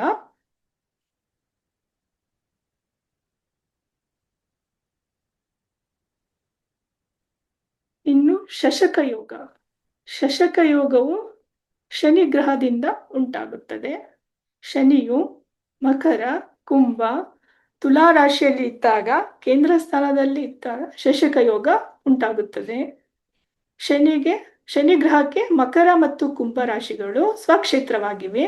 ತುಲಾ ರಾಶಿಯಲ್ಲಿ ಶನಿಯು ಉಚ್ಚಿಷ್ಟ ಸ್ಥಾನವನ್ನು ಪಡೆದಿರುತ್ತಾನೆ. ಈ ಯೋಗ ಹೊಂದಿರುವಂತಹ ಜಾತಕರು ಶಿಸ್ತುಬದ್ಧವಾದ ಜೀವನ ನಡೆಸ್ತಾರೆ, ಅಧಿಕಾರದಲ್ಲಿ ಇರ್ತಾರೆ, ಅವರಿಗೆ ಕಷ್ಟ ಸಹಿಷ್ಣುತೆ ಗುಣ ಇರುತ್ತೆ, ಕಠಿಣ ಪರಿಶ್ರಮವನ್ನು ನೀಡುತ್ತದೆ. ಈ ಶಶಕ ಯೋಗ ಹೊಂದಿರತಕ್ಕಂತಹ ಜಾತಕರಿಗೆ ರಾಜಕೀಯದಲ್ಲಿ ಇರಬಹುದು, ಕಾನೂನು ಮತ್ತು ಆಡಳಿತದಲ್ಲಿ ಯಶಸ್ಸನ್ನು ಪಡೆದಿರ್ತಾರೆ. ಕರ್ಮಾಧಿಪತಿ ಅಂದ್ರೆ ಶನಿಯು ನ್ಯಾಯಾಲಯದ ಬಲವಾದ ಅರಿವು ಉಂಟು ಮಾಡಿರ್ತಾನೆ. ಅವರು ಒಳ್ಳೆಯ ಸೇವಕರನ್ನು ಹೊಂದಿರುತ್ತಾರೆ. ಜಾತಕರು ಒಂದು ಗ್ರಾಮದ ಮುಖ್ಯಸ್ಥರಾಗಿರ್ಬಹುದು ಅಥವಾ ಸಣ್ಣ ಪ್ರದೇಶದ ಮುಖ್ಯಸ್ಥರು ಆಗಿರಬಹುದು, ಇಲ್ಲ ರಾಜನೇ ಆಗಿರ್ಬೋದು ಅಥವಾ ರಾಜನ ಗೆಳೆಯರ ಸ್ಥಾನದಲ್ಲಿ ಇರ್ಬೋದು. ಕೃಷಿ ಕ್ಷೇತ್ರದಲ್ಲಿ ಹೆಸರು ಮಾಡಿರ್ತಾರೆ ಅಥವಾ ಕೃಷಿ ಕಾರ್ಯಗಳಲ್ಲಿ ತೊಡಗಿರುವವರು ಆಗಿರ್ತಾರೆ, ಶ್ರಮಜೀವಿಗಳಾಗಿರ್ತಾರೆ, ಸ್ವಾಮಿ ನಿಷ್ಠೆ ಉಳ್ಳವರೂ ಆಗಿರುತ್ತಾರೆ. ಮಿಥುನ ಲಗ್ನಕ್ಕೆ ಶಶಕ ಯೋಗ ಉಂಟಾಗುವುದಿಲ್ಲ. ರಾಜಕೀಯ ಮತ್ತು ಆಡಳಿತದಲ್ಲಿ ಉನ್ನತ ಸ್ಥಾನಗಳಿಗೆ ಮಾರ್ಗದರ್ಶಕರಾಗಿರ್ತಾರೆ ಅಥವಾ ಒಳ್ಳೆ ರಾಜಕೀಯದಲ್ಲಿ ಒಳ್ಳೆಯವ್ರು ಸಿಗೋದು ಕಡಿಮೆ. ಒಳ್ಳೆ ರಾಜಕಾರಣಿಗಳಿದ್ದಾರೆ ಅಂದ್ರೆ ಅವರಲ್ಲಿ ಶಶಕ ಯೋಗದ ಪ್ರಭಾವ ಇರೋ ಚಾನ್ಸಸ್ ಇರುತ್ತೆ. ಆಮೇಲೆ ನ್ಯಾಯಾಧೀಶರು ಇದ್ದಾರೆ, ಉತ್ತಮವಾದ ನ್ಯಾಯಾಧೀಶರಲ್ಲಿ ಕೂಡ ನ್ಯಾಯ ಪಾಲನೆ ಮಾಡ್ತಕ್ಕಂಥವ್ರು ಕೂಡ ಶಶಕ ಯೋಗದ ಪ್ರಭಾವ ಇರೋಂಥ ಬಲವಾದ ಚಾನ್ಸಸ್ ಇರುತ್ತೆ. ಕಾನೂನು ಕ್ಷೇತ್ರದಲ್ಲಿ ಅದರಿಂದ ಅವರು ಯಶಸ್ಸು ಪಡೆದಿರ್ತಾರೆ. ದೀರ್ಘಕಾಲೀನ ಗುರಿಗಳನ್ನು ಸಾಧಿಸಲು ಸಹಿಷ್ಣುತೆ ಮತ್ತು ಪರಿಶ್ರಮ ಯಾರು ಪಡ್ತಿರ್ತಾರೋ ಅಲ್ಲಿ ಕೂಡ ಶನಿ ಗ್ರಹದ ಪ್ರಭಾವವು ಇರುವ ಚಾನ್ಸಸ್ ಇರುತ್ತೆ. ಪಂಚಮಹಾಪುರುಷ ಯೋಗಗಳ ಮಹತ್ವ ಅಂದ್ರೆ, ಪಂಚಮಹಾಪುರುಷ ಯೋಗಗಳು ವೇದ ಜ್ಯೋತಿಷ್ಯದಲ್ಲಿ ಅತ್ಯಂತ ಮಹತ್ವದ ಯೋಗಗಳಲ್ಲಿ ಒಂದಾಗಿವೆ.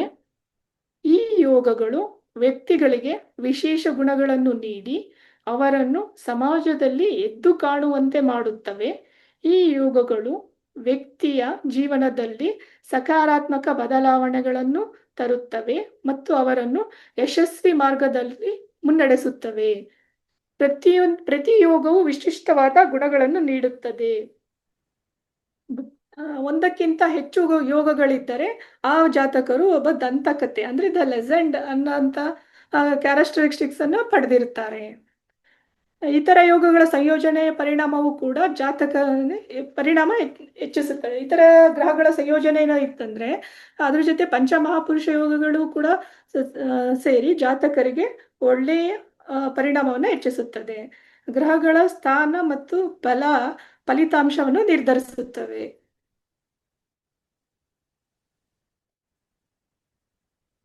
ಪಂಚಮಹಾಪುರುಷ ಯೋಗವು ವ್ಯಕ್ತಿಗೆ ವಿಶಿಷ್ಟ ಕ್ಷೇತ್ರದಲ್ಲಿ ಯಶಸ್ಸನ್ನು ತರುತ್ತದೆ.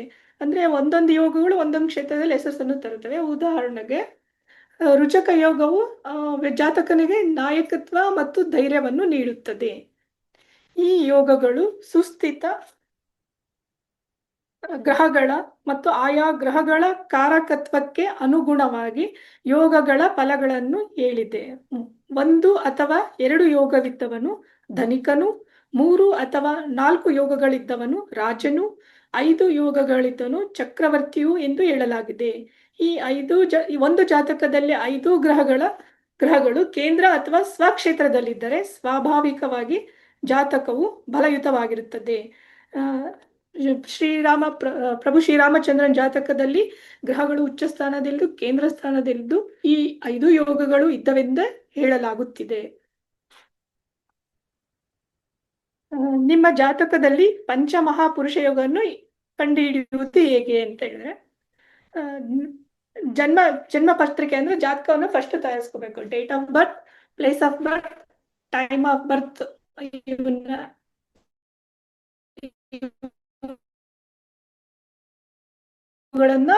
ಇವುಗಳ ಸಹಾಯದಿಂದ ನಮ್ಮ ಜಾತಕವನ್ನ ತಯಾರಿ ಮಾಡ್ಕೋಬೇಕು. ಇದಾದ್ಮೇಲೆ ನಮ್ಮ ಗ್ರಹ ಮತ್ತು ಶನಿ ಈ ಗ್ರಹಗಳ ಸ್ಥಾನವನ್ನು ಪತ್ರಿಕೆಯಲ್ಲಿ ಪರಿಶೀಲನೆ ಮಾಡಬೇಕು, ಜಾತಕದಲ್ಲಿ ಪರಿಶೀಲನೆ ಮಾಡಬೇಕು. ಅವರು ಯಾವ ಸ್ಥಾನಗಳಲ್ಲಿ ಸ್ಥಿತರಾಗಿದ್ದಾರೆ ಎಂಬುದನ್ನು ಪರಿಶೀಲನೆ ಮಾಡಬೇಕು. ಕೇಂದ್ರ ಸ್ಥಾನಗಳಾದ 1, 4, 7, 10 ಈ ಸ್ಥಾನಗಳನ್ನೇನಿದ್ರು ಈ ಪಂಚತಾರಾ ಗ್ರಹಗಳು ಸ್ಥಿತರಾಗಿದ್ದಾರೆ ಎನ್ನುವುದನ್ನು ಗಮನಿಸಬೇಕು. ನಂತರ ಆ ಗ್ರಹಗಳು ಸ್ವಕ್ಷೇತ್ರದಲ್ಲಿದಾವ ಅಥವಾ ಉಚ್ಚ ಕ್ಷೇತ್ರದಲ್ಲಿದಾವ ಅನ್ನೋದನ್ನು ಗಮನಿಸಿದರೆ ಪಂಚಮಹಾಪುರುಷ ಯೋಗವನ್ನು ಕಂಡುಹಿಡಿಯಬಹುದಾಗಿದೆ. ಒಂದು ಪಂಚಮಹಾಪುರುಷ ಯೋಗಗಳಿಂದನೇ ಜಾತಕದ ಫಲ ನಿರ್ಣಯ ಮಾಡೋದಕ್ಕೆ ಆಗುದಿಲ್ಲ. ಕೇವಲ ಒಂದು ಯೋಗದ ಆಧಾರದ ಮೇಲೆ ಫಲಿತಾಂಶ ಹೇಳುವುದು ಸರಿಯಲ್ಲ. ಸಂಪೂರ್ಣ ಜಾತಕ ವಿಶ್ಲೇಷಣೆ ಮಾಡಬೇಕು. ಗ್ರಹಗಳ ಬಲಾಬಲ ಕಂಡುಹಿಡಿಬೇಕು. ಅವುಗಳ ದೋಷಗಳು ಮತ್ತು ಇತರ ಸಂಯೋಜನೆಯನ್ನು ಪರಿಗಣಿಸಬೇಕು. ಅದರಿಂದ ಅನುಭವಿ ಜ್ಯೋತಿಷಿಯ ಸಲಹೆ ಪಡೆಯುವುದು ಉತ್ತಮ. ಪಂಚಮಹಾಪುರುಷ ಯೋಗಗಳು ವ್ಯಕ್ತಿಯ ಜೀವನದಲ್ಲಿ ಮಹತ್ವದ ಪಾತ್ರ ವಹಿಸುತ್ತವೆ. ಈ ಯೋಗಗಳು ವ್ಯಕ್ತಿಗಳಿಗೆ ಅಸಾಧಾರಣವಾದ ಯಶಸ್ಸು, ಬುದ್ಧಿವಂತಿಕೆ, ಸಂಪತ್ತು ಮತ್ತು ಖ್ಯಾತಿಯನ್ನು ನೀಡುತ್ತವೆ. ಸರಿಯಾಗಿ ವಿಶ್ಲೇಷಿಸಿದರೆ ಈ ಯೋಗಗಳು ವ್ಯಕ್ತಿಯ ಭವಿಷ್ಯವನ್ನು ನಿರ್ಧರಿಸುವ ಪ್ರಮುಖ ಅಂಶಗಳಾಗಿರುತ್ತವೆ.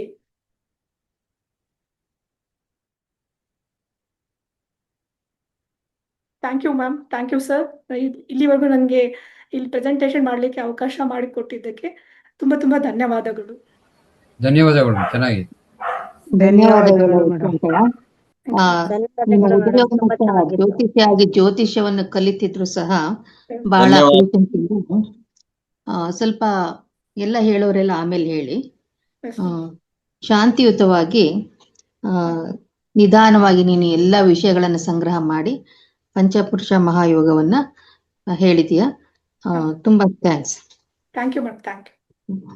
ಈಗ ಒಂದು ವಿಷಯ ಏನಿಲ್ಲ ಅಂದ್ರೆ, ಪಂಚಪುರುಷ ಯೋಗ ಅಂತ ಏನಿದೆ ಇದರಲ್ಲಿ ಯಾವಾಗ್ಲೂ ಅಷ್ಟೇ, ಇದ್ರಲ್ಲಿ ವ್ಯತ್ಯಾಸ ಇಷ್ಟೇ. ಯೋಗ ಅಂದ ತಕ್ಷಣನೇ ಗ್ರಹಗಳ ಒಕ್ಕೂಟ ಅಂತ ಹೇಳ್ತೀವಿ.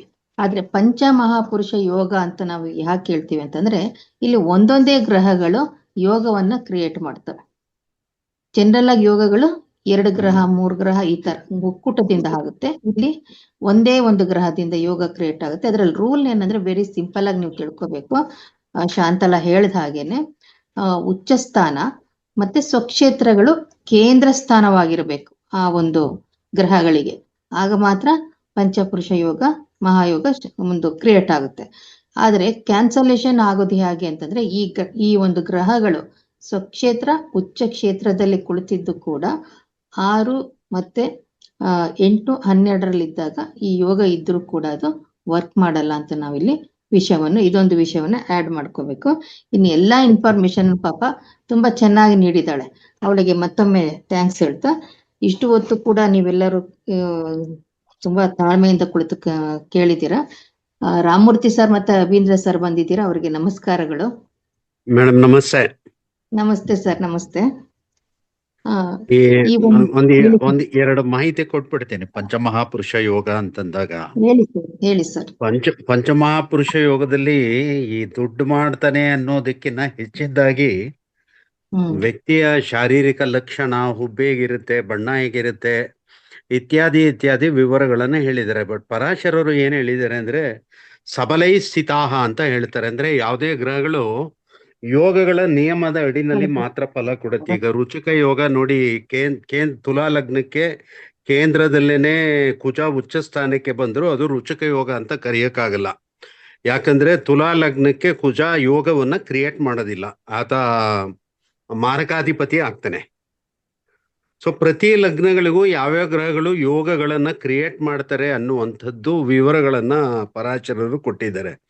ಆಮೇಲೆ ಯೋಗಗಳು ದಶಮದಲ್ಲಿದ್ದಾಗ ನವಮದಲ್ಲಿದ್ದಾಗ ಮಾತ್ರ ಪೂರ್ಣ ಫಲ. ಈಗ ಕಟಕಕ್ಕೆ ಆದ್ರೆ ರುಚಕ ಯೋಗ ಪೂರ್ಣ ಫಲ ಕೊಡುತ್ತೆ. ಈಗ ರುಚಕ ಯೋಗ ಸಲ್ಮಾನ್ ಖಾನ್ ಇದೆ, ಏನಾಯ್ತು, ಚಮರಿ ಮೃಗಕ್ಕೆ ಕಟ್ಟು ಹಾಕಿ ಪೊಲೀಸ್ ಸ್ಟೇಷನ್ನು ಇತ್ಯಾದಿ ತೊಂದರೆಗಳೆಲ್ಲ. ಇವತ್ತು ಸಹ ಗನ್ಮ್ಯಾನ್ಗಳನ್ನ ಸುತ್ತ ಇಟ್ಕೊಂಡು ಓಡಾಡ್ತಾ ಇದ್ದಾನೆ ಸಲ್ಮಾನ್ ಖಾನ್. ಅವ್ರಿಗೆ ಅದೇ ಯೋಗ ನೆಗೆಟಿವ್ ಆಗಿ ವರ್ಕ್ ಆಗುತ್ತೆ. ಸೊ ಈ ಯೋಗಗಳು ಕೆಲವ್ರಿಗೆ ನೆಗೆಟಿವ್ ಆಗಿ ವರ್ಕ್ ಆಗುತ್ತೆ, ಕೆಲವ್ರಿಗೆ ಪಾಸಿಟಿವ್ ಆಗಿ ವರ್ಕ್ ಆಗುತ್ತೆ. ಯೋಗಾಧ್ಯಾಯ ಅನ್ನೋದರಲ್ಲಿ ಪರಾಶರರು ನವಮ ಮತ್ತು ದಶಮ ಪೂರ್ಣ ಮಟ್ಟದ ಯೋಗವನ್ನ ಕೊಡುತ್ತೆ. ಸಪ್ತಮ ಅದಕ್ಕಿನ್ನ ಕಡಿಮೆ ಲೆವೆಲ್ಲು, ಚತುರ್ಥ ಅದಕ್ಕಿನ್ನ ಕಡಿಮೆ ಲೆವೆಲ್ಲು, ಲಗ್ನ ಅದಕ್ಕಿನ್ನ ಕಡಿಮೆ ಲೆವೆಲ್ ಅಂತ ಹೇಳ್ತಾರೆ. ಸೊ ಈ ಸೂತ್ರಗಳನ್ನ ಇಟ್ಕೊಂಡಾಗ ನಮಗೆ ಆ ಪಂಚಮಹಾಸೂತ್ರಗಳು ವಿಶ್ಲೇಷಣೆ ಮಾಡಿದಾಗ ಬಹಳ ಚೆನ್ನಾಗಿ ಅಚ್ಚುಕಟ್ಟಾಗಿ ಗೊತ್ತಾಗುತ್ತೆ. ಹೊಸಬ್ರಿಗೆ ಅವಕಾಶ ಕೊಡ್ತಾ ಇದ್ದೀರಿ, ಈ ಸಲ ಬರ್ಕೊಂಡು ಓದಿದರೆ ತೊಂದರೆ ಇಲ್ಲ. ಮುಂದಿನ ಬಾರಿಗೆ ಅವರು ಹಾಗೇನೋ ಓದ್ಬೋದು. ಈ ತರ ಅವರು ಮುಖ್ಯವಾಹಿನಿಗೆ ಬರಬೇಕು, ಮಾತಾಡ್ಬೇಕು. ಬರ್ಕೊಂಡು ಓದಿದ್ರು ಪರವಾಗಿಲ್ಲ, ಚೆನ್ನಾಗಿ ಓದ್ಬೇಕು, ಎಲ್ಲರಿಗೂ ಅದು ಅರ್ಥ ಆಗ್ಬೇಕು. ಸೊ ನೆಕ್ಸ್ಟ್ ಟೈಮ್ಗೆ ಅವ್ರಿಗೆ ಕಾನ್ಫಿಡೆನ್ಸ್ ಬರುತ್ತೆ ನೆಕ್ಸ್ಟ್ ಟೈಮ್ ಮಾತಾಡ್ಬೇಕಾದ್ರೆ. ಇದು ಬಹಳ ಒಳ್ಳೆ ಪ್ರಯತ್ನ. ತುಂಬಾ ಆಸಕ್ತಿಕರವಾಗಿ ಮಾಹಿತಿಗಳನ್ನು ಸಹ ಸಂಗ್ರಹಿಸಿದ್ರು ಮೇಡಮ್. ನಿಮಗೆ ಮತ್ತು ಪ್ರತಿಯೊಬ್ಬರಿಗೂ ಒಳ್ಳೇದಾಗ್ಲಿ. ಧನ್ಯವಾದಗಳು. Thank you very much sir. ಇಲ್ಲಿವರೆಗೂ ನಾವು ಉಪನ್ಯಾಸವನ್ನು ಕೇಳಿದ್ವಿ. 3 ಜನ ಕೂಡ ಇವತ್ತು ವಂಡರ್ಫುಲ್ ಉಪನ್ಯಾಸವನ್ನ ನೀಡಿದ್ದಾರೆ. ಅವರಿಗೆಲ್ಲರಿಗೂ ಕೂಡ ಫೆಡರೇಷನ್ ವತಿಯಿಂದ ಹಾಗೂ ನಿಮ್ಮೆಲ್ಲರ ಒಂದು ವತಿಯಿಂದ ಧನ್ಯವಾದಗಳನ್ನು ಹೇಳುತ್ತಾ ಇವತ್ತು 3ನೇ ದಿನದ ಉಪನ್ಯಾಸವನ್ನು ಮುಕ್ತಾಯ ಮಾಡೋಣ. 4ನೇ ದಿನದ ಉಪನ್ಯಾಸ ನಾಳೆ ಇದೇ ಒಂದು 8 ಗಂಟೆಯ ಸಮಯಕ್ಕೆ ನೀವು ಎಲ್ಲರೂ ಮತ್ತೆ ಭೇಟಿಯಾಗೋಣ. ನಾಳೆ ತುಂಬಾ ಒಳ್ಳೆಯ ವಿಷಯಗಳಿದೆ, ಎಲ್ಲರೂ ಸಹ ಭಾಗವಹಿಸಿ. ಧನ್ಯವಾದಗಳು. ಧನ್ಯವಾದಗಳು ಮೇಡಮ್. ಎಲ್ಲಾ ಉಪನ್ಯಾಸಕರಿಗೂ ಕೂಡ ತುಂಬಾ ಬಹಳ ಧನ್ಯವಾದಗಳು. ಸಹಾಯ ಮಾಡ್ತಾರೆ. ಧನ್ಯವಾದಗಳು. ಧನ್ಯವಾದಗಳು.